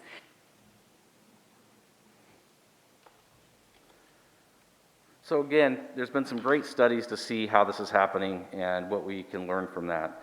We've created our ignition-resistant zone, and basically what we're looking at is reducing the propensity of a fire to spread to that home and that home to contribute to the problem as well. And in that we have the home ignition zone like we spoke of, and getting best practices in how we treat not only the building but the fuels around it as well. So we come up to the R3, 327.4 Nation Construction Standard. This was kind of originated in the Rogue Valley. The Medford Fire Marshal and the Fire Marshal of Ashland both went to the State Builders Board and said, gosh, we realize that there's a problem. They made a recommendation and submitted it to the state to have a consideration to add it to the Oregon the Oregon Residential Specialty Code for 1 and 2 family dwellings.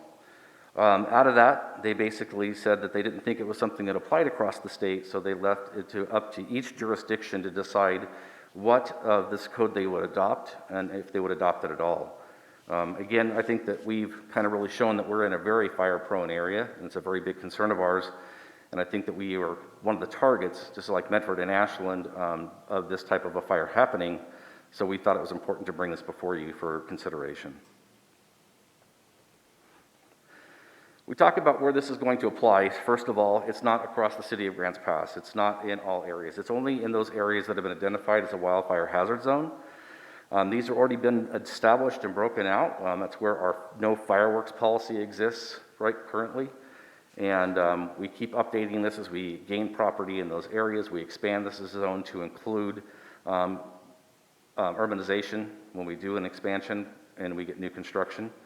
And basically, these are where we have this propensity for a lot of fuels to be there. Now, does this mean it isolates all of town? It doesn't. I mean, we still have a risk in our downtown corridor. We still have a risk in other areas. But this is specifically where we know there's a high risk and we want to make the biggest effect that we can. When we start off with this, we talk about roof integrity. Currently, you really can't put a shake roof on a house. If you have one existing, you can replace it. There's some things in the provisions in the code. But we don't see that as a huge hazard. But we do need to, look at what can we do to better go through roof classifications. Class A rated roof is kind of a fire-resistant roof, and then basically they've been proven to be fire-resistant to these ember storms and other things that happen. We kind of move on to, as we do the comp roofs, basically there's different types that are accomplished using asphalt, metal shingles, things that are very resistive. And then basically another requirement we're looking at is how they do the roof decking, fire blocking to prevent the penetration of the fire or embers into the building, and then basically having a layer of mineral surface preferred cap sheet over the combustible decking, different things that we can do to try and make that ignition resistant so that firestorm doesn't have a chance to seep in the roof of the house, because that's going to be one of our most vulnerable areas. We talk about rain gutters. Basically, the standard asks that we actually cover these with a non-combustible surface, like a metal guard, not to allow the buildup of leaves and debris into the rain gutters.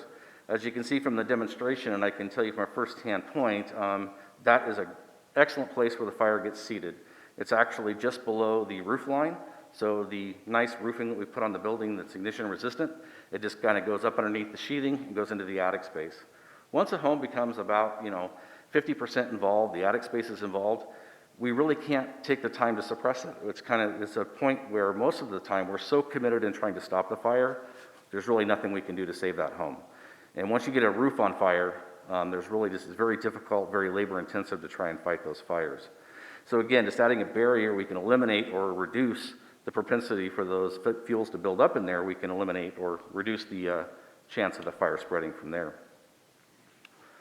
Attic vents and underfloor venting, again, another place that when we see these ember storms that are blown by wind, basically any place that the debris can get to, a firebrand can get to and penetrate.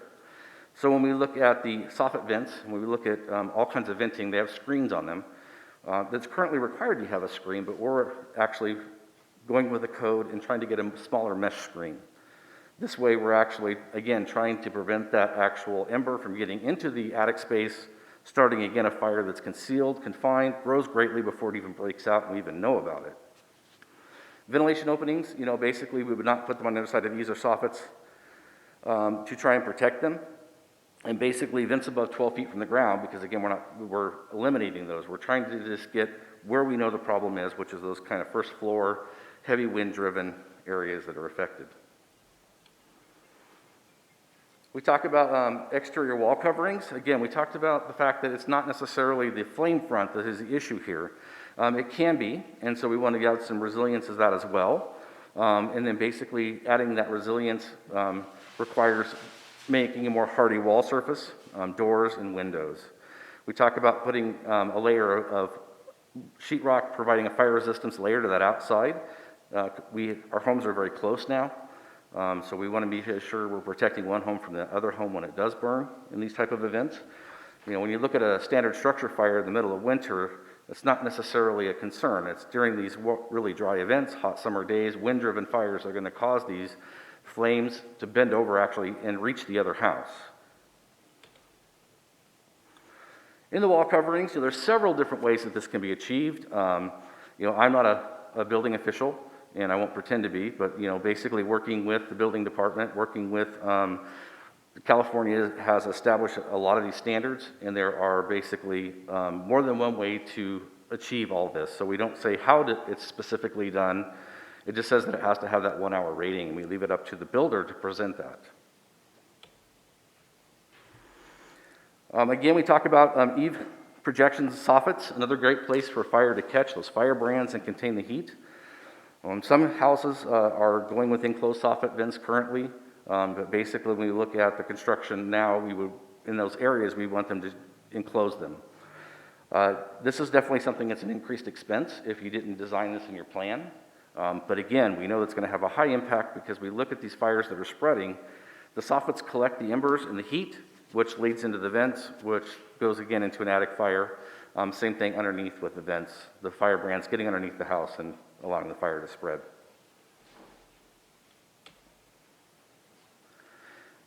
Again, talking about exterior porch coverings, hardening those using hardy board or another fire resistive measure to add resistance. We know that the heat's going to again collect in these areas. It's going to trap the flame, have a higher rate of ignition. Exterior compliant roof projections, again, so basically we just don't want any exposed wood underneath, things that are going to allow the fire to gather and ignite, so we're actually adding fire resistive measures to those as well. And continuing with the under roof projection, basically if it's an exposed underside, elevated structures, we don't really see those in our area, but if we did, it's actually hardening the underside of the home as well. With decking, another change would be to get that decking so it's not going to have a propensity to spread the fire as well. We know the fire brands are going to land and collect on these deckings, so we want to be sure and have some kind of protection from them. Again, we're talking about deckings that are kind of at the lower level. Once we get up in the air, we don't feel it's as much of a risk. And again, this is a measured response to the fires we're seeing, so we're just limiting it to decks under 12 feet. Another change would be glazing. Currently, speaking to the building official, with the energy ratings of glass and glazing and structures, this is 99% going to already apply. It does have some differences when we look at windows and doors, especially doors and door panes. It would have a change and increase that the glass would have to be rated in the door or the exterior door, or it would have to be of tempered glass that could resist the fire as well. We talk about deck skirting.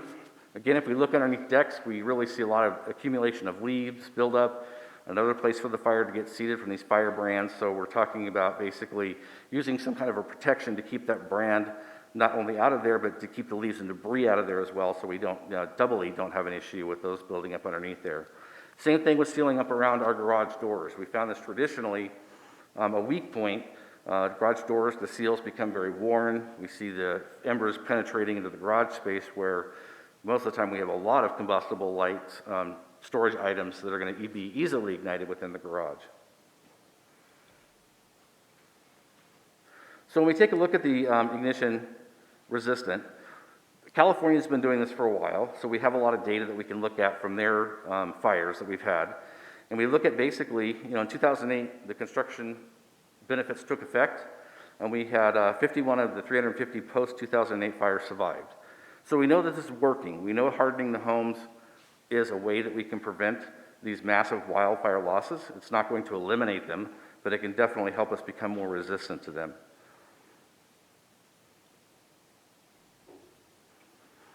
So as we proposed this ordinance, we did a couple of different outreaches. The first time I was before you, we did an outreach to all the builders within 2 years that have built a home. We got an email list of the permits from the city building official. We reached out to all those folks and tried to solicit some feedback on how they felt about it or what was going to happen. We did get one response back from that one. There was a little bit of question of the cost. We're saying that the cost be $5,000 to $10,000 per structure. They felt that it actually might be a little bit more. There was no real specifics that were given to that. After that, we again reached out before this council presentation, again to the 18 builders that we have on file that drew residential permits within the last 2 years for the city of Grants Pass. And I also reached out to the Josephine Jackson County Builders Board and asked them to forward this on as well to any other builders and that would have an interest. We did get a response back from the Builders Board. Really, their only response was they weren't really sure, that they thought this was kind of a issue with the city of Medford and Ashland, specifically requesting this. Wasn't really sure how warranted it would be for Josephine County. The second question was they did not feel that our figures of $5,000 to $10,000 were accurate. They did not provide what they thought increased housing costs would be. I will definitely be clear, we know that this is going to increase costs. And what we're trying to look at is the same thing when we build in the slope hazard district. We have a responsibility to build in that district so it's not going to allow the house to wash off the hill. Granitic soils require different things. Living in this wildfire hazard zone has, I think, some inherent responsibilities that come with it to try and keep these massive events from happening. So again, when we look at the things we're doing, so there are some assumptions that we took in our data. One is really we don't feel that there's any current roofing that's being put on a new home that's not going to comply. So we're really not seeing an issue there. Increasing window glazing, again, what we're being told is the energy efficiency code is driving these double pane windows. So as long as those are installed, there's really not going to be any increase there. We do know that enclosing the eaves, ceilings, overhangs, projections is going to be an increased cost. There's no question about that. If your architectural style already included that, it wouldn't be something that would be an increase, but definitely on the lower end homes, it would be a cost increase. We know that putting the rain gutter screening on is going to be an increased cost. Currently, where we do see this screening to prevention of leaf accumulation is usually not wildfire prevention, it's convenience, and they're made out of plastic or some other combustible material. These would have to be out of metal or another rated material. Underfloor ventilation protection, basically we're making the screening smaller, or what they call an amescent screen, which when it exposes to heat, seals and closes the barriers. Slight increase in cost, but basically very minimal. So again, for a 1,500 square foot home, and this was 2 years ago when we did this study, we were looking at $5,000 to $10,000 was the best estimate that we could come up with.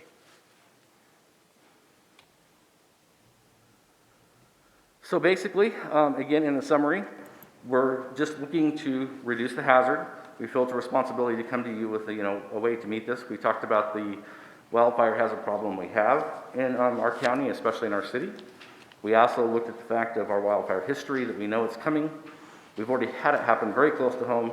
Hugo is not that far away from the city of Grants Pass. We also look at the fact that council said as one of its goals of looking at a community wildfire protection plan. This ties directly into that plan of reducing the impact of wildfire in our communities.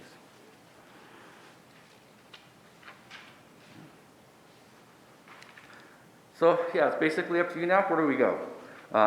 From an adoption to workshops to whatever you see fit to proceed with this. Thank you. Do we have questions? Joel. I'm not sure you're the right person to ask this, but there's what I call cost externalities, where if I don't do something, it costs other people more. Mm-hmm. And so my lack of due diligence on my part may cost my neighbor more or somebody else more. As we do this, there's the insurance industry.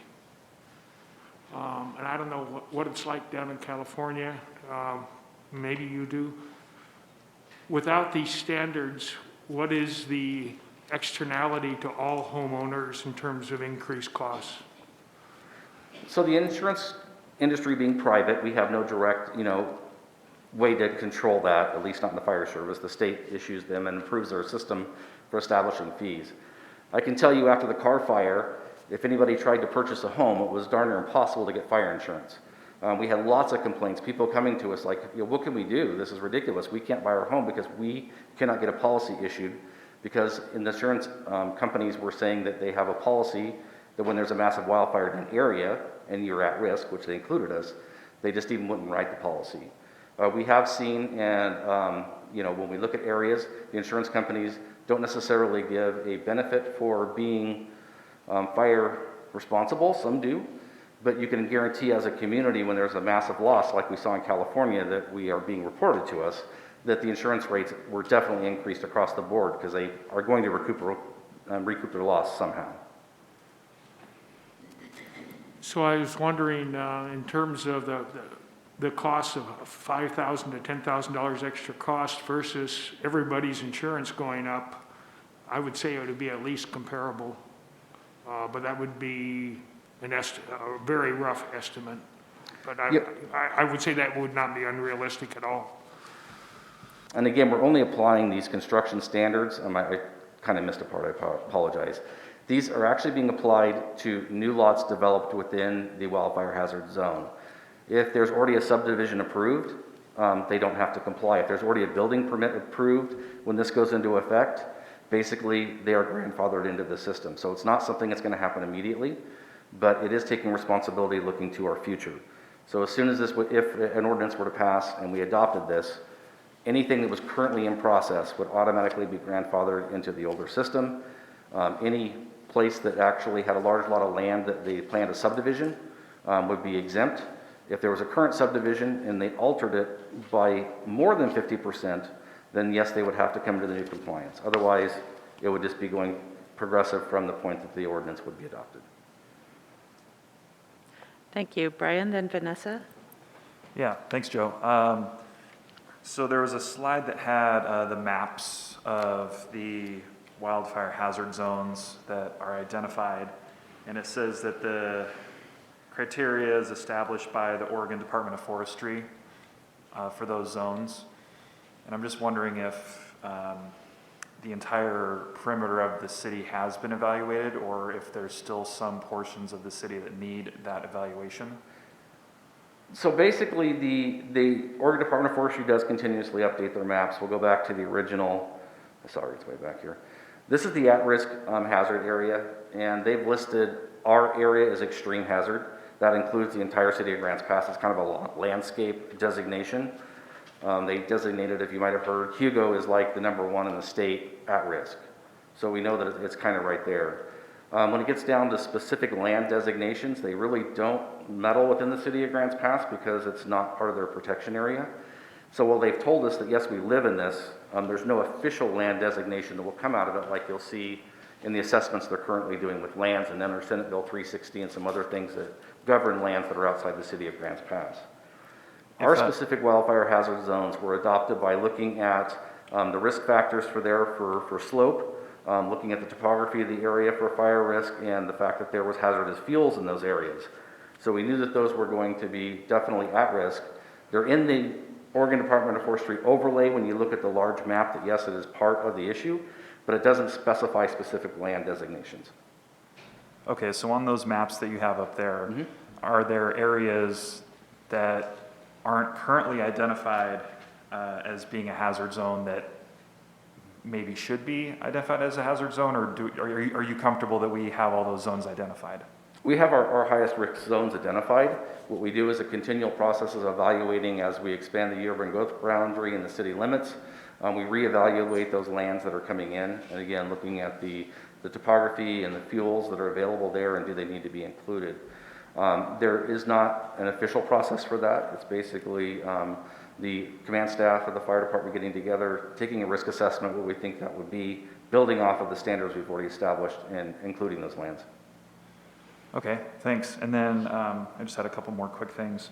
So the Oregon Residential Specialty Code section that you have discussed, the 327.4, that was brought forth to the state from Medford and Ashland, is that correct? We brought it forward. The sponsoring person was Greg Kleinberg, who at the time was the fire marshal of the city of Medford, and it was also printed by Ralph Sartain, who was the fire marshal of the city of Medford at that point. This was supported by the Oregon Fire Marshals Association, which is the state of Oregon, all the fire marshals, and we have a Rogue Valley Fire Marshals Association. When we look at these applications, we try and keep, especially in the Rogue Valley, we try and stay consistent with each other. We don't try to expand or require more or less specifically on things if we can keep it uniform. So we did all support this. The city of Medford did adopt this ordinance, and it is in place.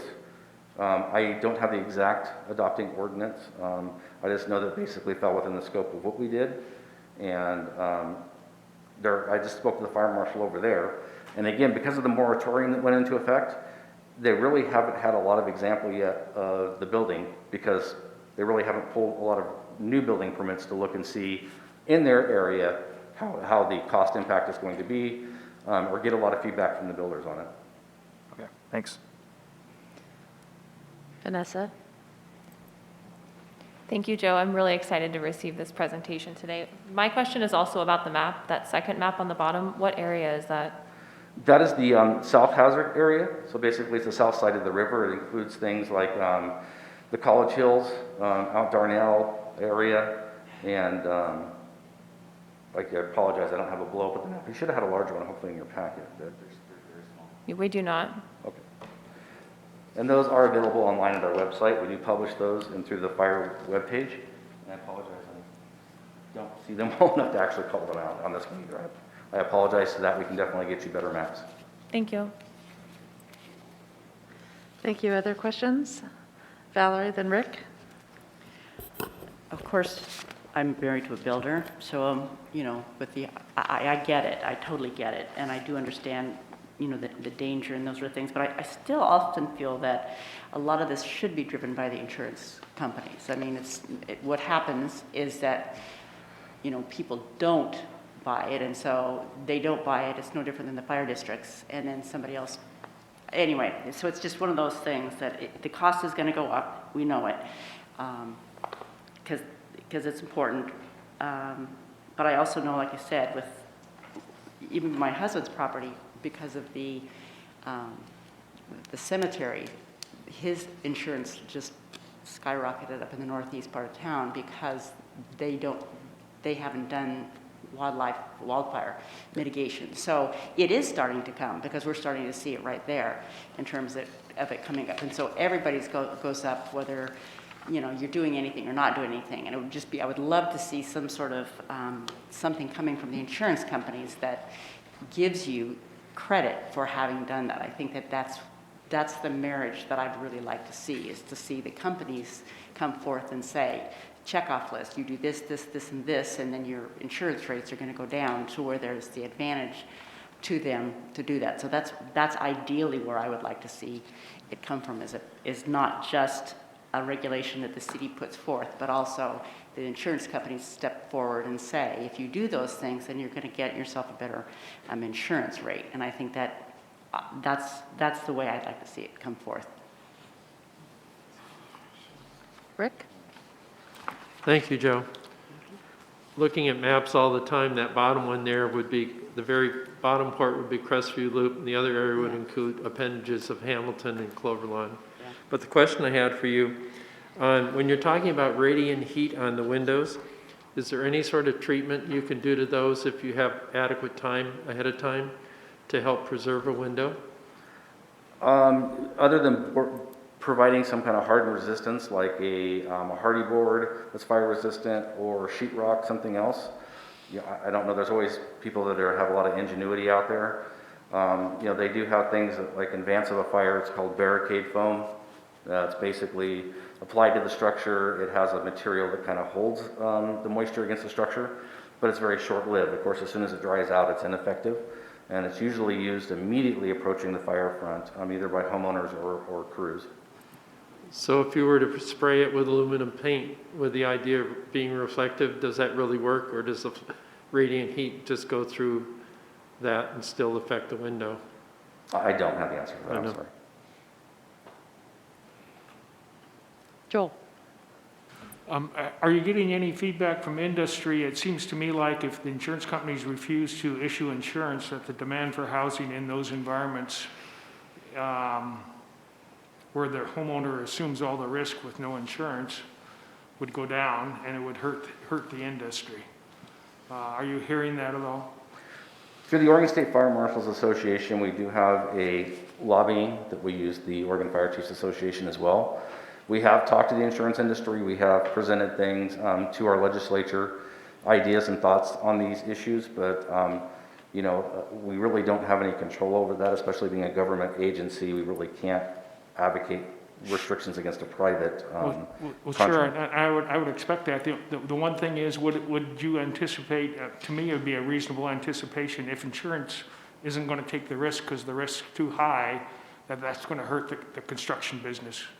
Would you think there's a nexus there and a connection? Most definitely. Like I said, we know it had a direct impact after the car fire when homeowners were calling us, begging us to write a letter to the insurance company saying that they're not in a hazard zone or that they do have a safe building so they could proceed with the purchase, or sell of their buildings.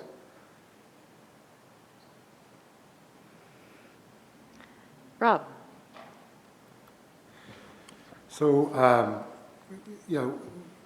on the slide about the results from the experience in Paradise, California, it's really, really impressive. And getting back to what Joel was saying about costs or hidden costs or things like that, I mean, when you've got on that slide destroyed, built before 2008,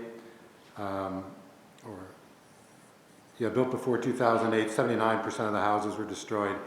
And then after 2008, only 40% were destroyed. I mean, it goes so far beyond almost anything that's quantifiable from a dollars and cents perspective, because now you've got all these people that have no place to live, and that's that we saw that up close here as well. So I would be really in favor of adopting very similar to the California standard for so many reasons. I mean, the arguments that I've heard against this just remind me of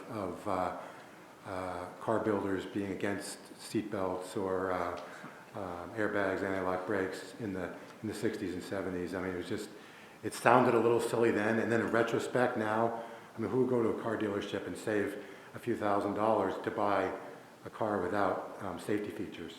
I mean, nobody. Who would want that? So I think it's a similar situation here. I know if I was purchasing a new house and I could pay an additional amount to have, especially in these, we'll call them potential fire zones, there's zero doubt that I would want the house to have the most advanced fire resistance possible. So I think that slide, I really appreciate the slide of the campfire experience from Paradise, California, because to me that pretty much sums it up. I mean, it's amazing in Grants Pass, and it's kind of quaint, but we still even see that we have wood shake roofs on some homes and things like that. And I know you can treat them to some degree, but and you can't force people to remove them. I don't think that would be appropriate. But it's just scary if I'm living next door to one of those houses that has a wood shake roof, or for that matter, I mean, a lot of people may not realize. I mean, embers are not something that just go across the street. I mean, they can literally go dozens of miles.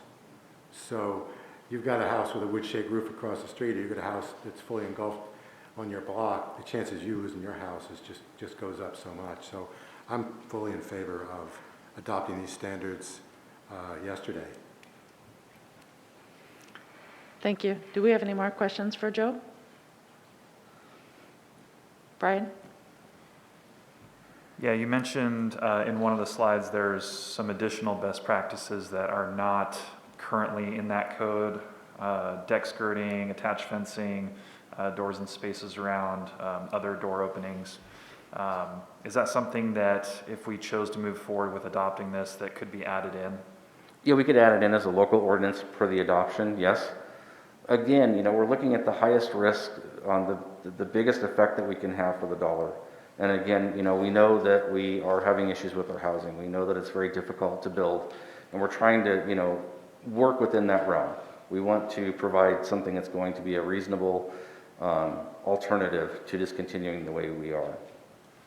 Sure. And then has there been any thought or any discussion around any kind of incentive program for making these enhancements to existing homes in order to kind of even out the protection in neighborhoods? There hasn't been. That would be something that, there really isn't a way for the fire department to provide a financial incentive other than a grant or something along those lines. Where there's other programs that we can develop or something, we'd have to research that. Okay, so we have a FireWise coordinator, and could you just very briefly kind of explain, do they go out and kind of educate homeowners, and is that their role? Yeah, so what they're going out and doing is, they're approached by a neighborhood that wants to improve the resilience against wildfire. Basically through the Firewise Community Grant Program, they have some matching funds to go in and do fuels treatment.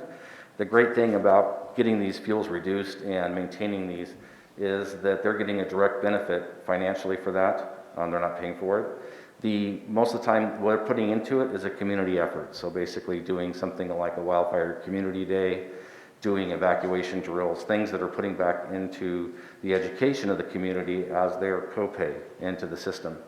Again, these are grant dollars. They are becoming harder to get, but we continue to work through the process. And not only do we look at Firewise communities that we have and trying to establish new, we're going back into those communities that exist and making sure that we're actually getting up and maintaining those communities. Has that program been well utilized locally? Yes, we've actually, Chief, do you remember? Yeah. Yeah, so we definitely have had an impact. And these, again, this is fuels treatment. It's not really dealing with construction standards. It's trying to reduce the wild hazardous fuels around the home, trying to provide a better ignition resistant zone as well. Great, thanks. And then just a comment for council. I think in addition to that work that the Firewise coordinator is doing, it might be worth in the future as part of this considering some sort of incentive program to give owners of existing homes, incentive to make their home more protected against fire. So it's just something we can maybe talk about in the future. And then also on this map, I see that there's areas that are on the interface that are close to the city, but are not necessarily in the city limits, that are county properties.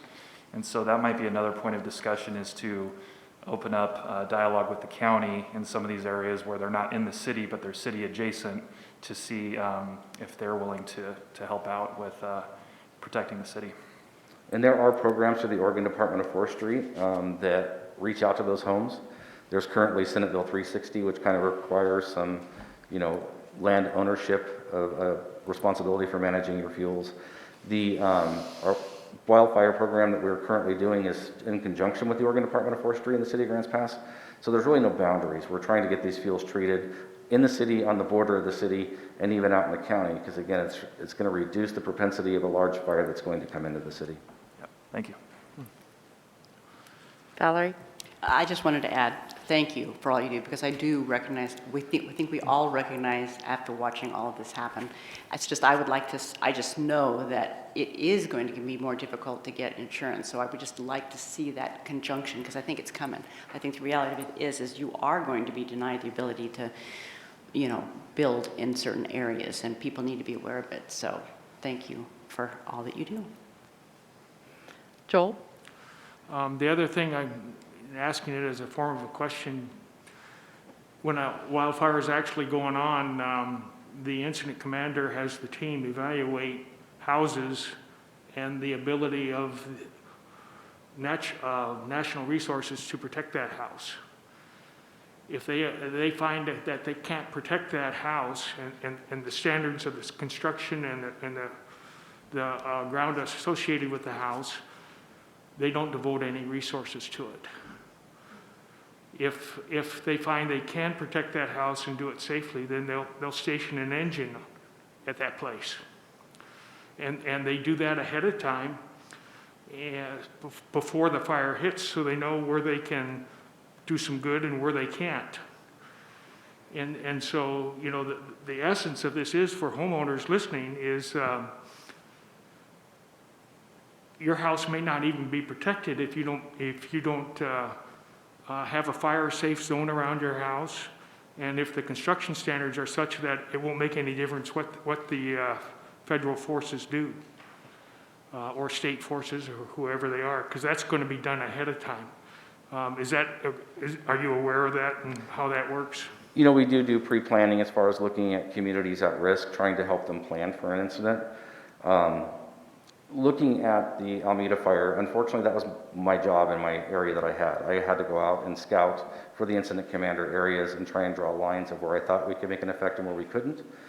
I directly made a couple decisions where, there was a section of houses that burned because we did not have any resources to contribute to them. It's a pretty hideous feeling, especially as a firefighter. I mean, I've devoted 33 years of my life and love every minute of it. But to actually watch a home burn a community burn is just heart-wrenching. And then, good afternoon. As one of the regional state, or not one of the regional state, but one of the regional structural incident commanders for our area, he's spot on. We will go in and we'll triage and we'll allocate resources to what we believe we can save. And we will go through an entire process like that. So as an incident commander, we take that extremely seriously, but it is one of the worst days in our lives to be able to have to be in that position to write something off and to move those resources. Because there are not enough fire trucks to protect every house. So we're going to move them according to what we can protect and where we can make the best strategic value in engaging those units. Thank you. Sounds like we've kind of run out of questions here for you today. Thanks for the nice presentation. Council, do you have thoughts on what you want to see us do going forward here? Vanessa? Yeah, there's some takeaways from the presentation today that I think it's really important we consider with this decision. One, as outlined, the climate models are showing us that these dry summers, dry and windy summers are here for the future. Fire season is getting called earlier and earlier every year. Last year it was called on May 1st. Communities up and down the West Coast are burning down every single year. Alameda Fire could have been Grants Pass very easily. It is not the job of the free market to protect communities. Example, waiting for insurance companies, it's the job of local legislators. These policy recommendations for development are based on fire science. So with all of this knowledge, I think if we did not move forward on this today, it would be a dereliction of duty.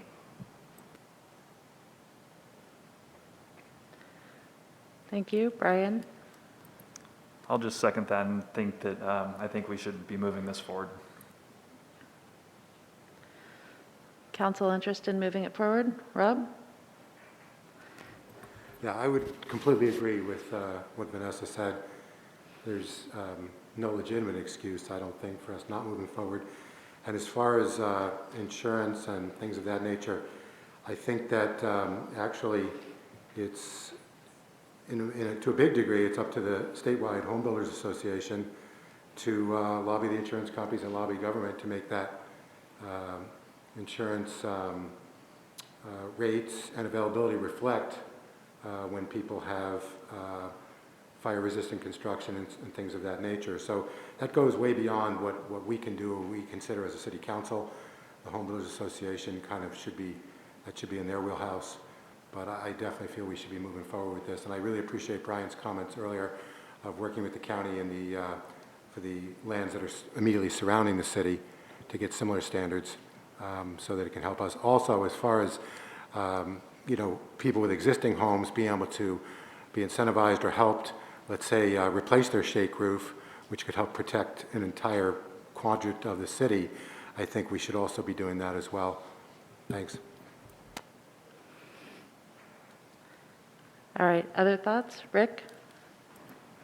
I guess I'd also be in favor of seeing this moving forward. It's interesting to look at the statistics of the newer homes and how much more resistant they were to the fire incident than the older homes. So I think this is something prudent we should look at. All right, not hearing any other opinions. It sounds like we're interested in having this move forward with an ordinance. Thank you all. Last up, we have our agenda review. Our next meeting is set for next Monday. The discussion on the urban campground as well as DMO contract. Questions, comments? I think we do have Rogue Retreat and potentially Medford Police in line to come talk to us for the urban campground discussion next week. Then the April 5th workshop has the URA program descriptions, landscape xeriscape development code update, a discussion on the bulk water rate, Any questions there? Nope. Then the April 7th meeting would have a public hearing on the adult use ordinance and amending the development code. Potentially a public hearing on the comprehensive plan / zone amendment for the GP Downs. It's a quasi judicial hearing. A public hearing continued again on the scenic resources. I thought that we wrapped that up the other day. Did we wrap that up? Oh, okay. So that's just a second reading there. That doesn't need to be under consent. Public hearing, okay. Taking council action potentially on an SDC grant incentive for active sports and family chiropractor. I don't know what that is.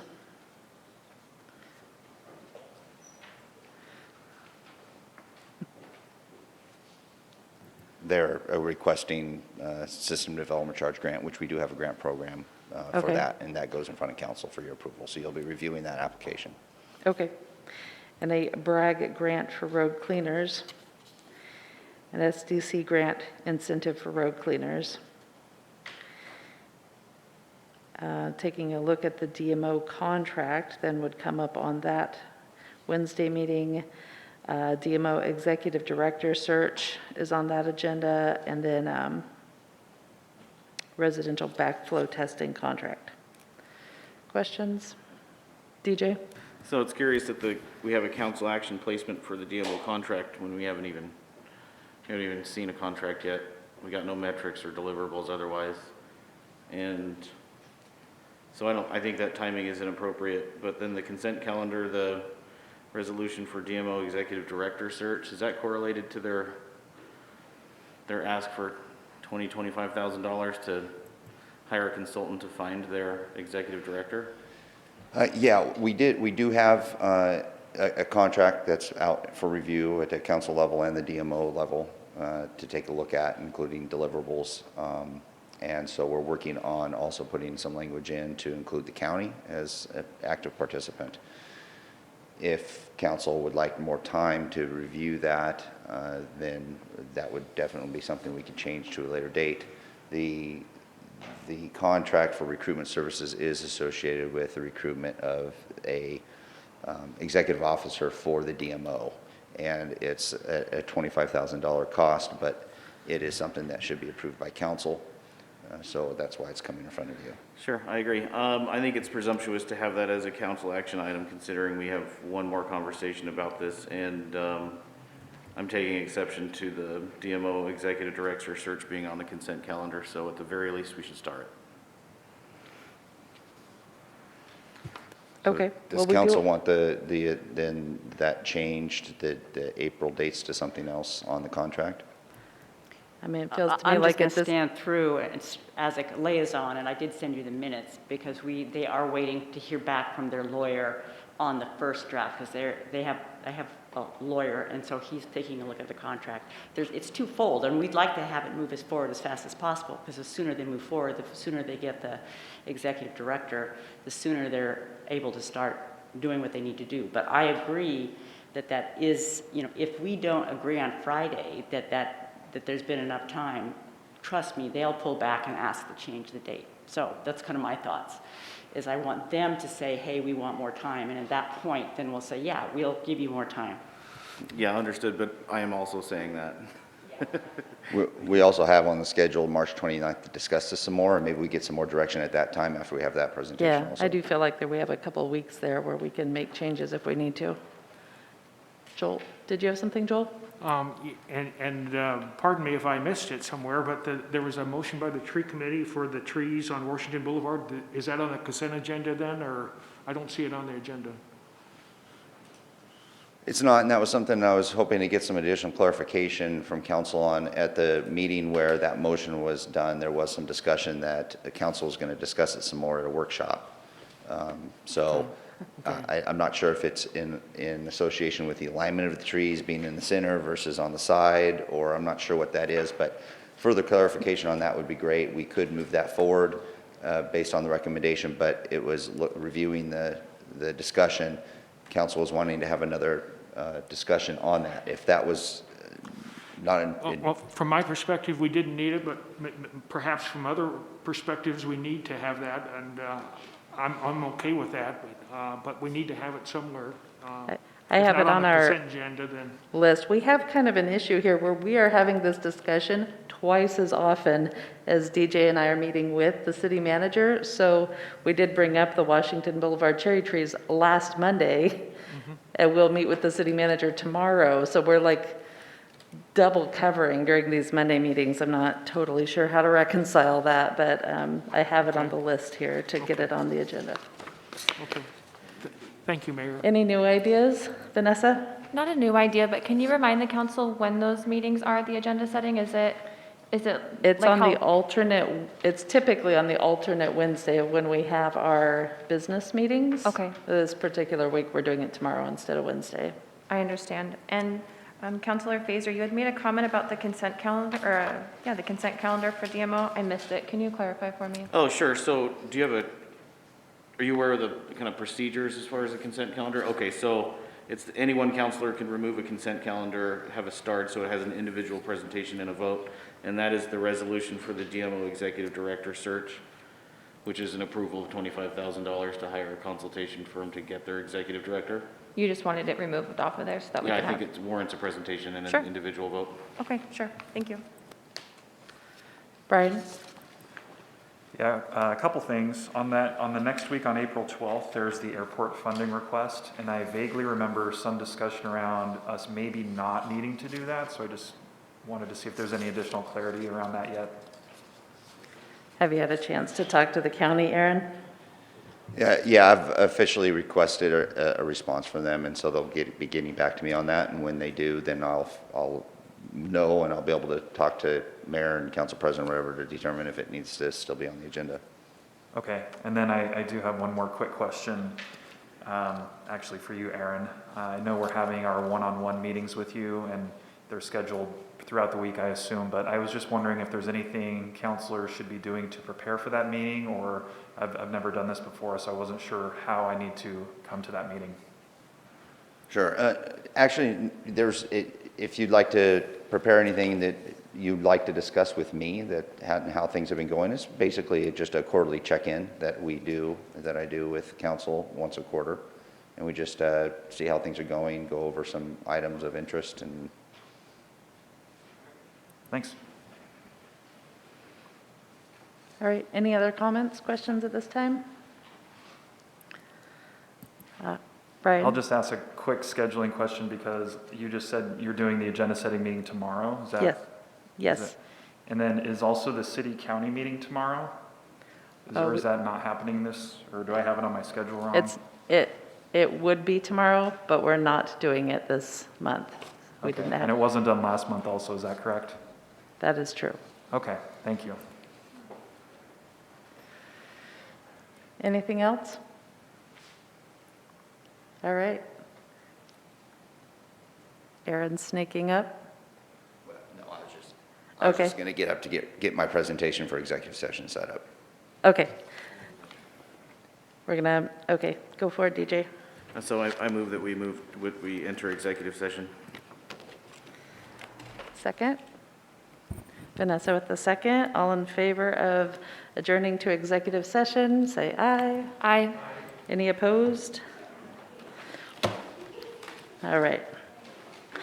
The council will now meet in executive session for the purpose of discussing those subjects previously noticed for this executive session.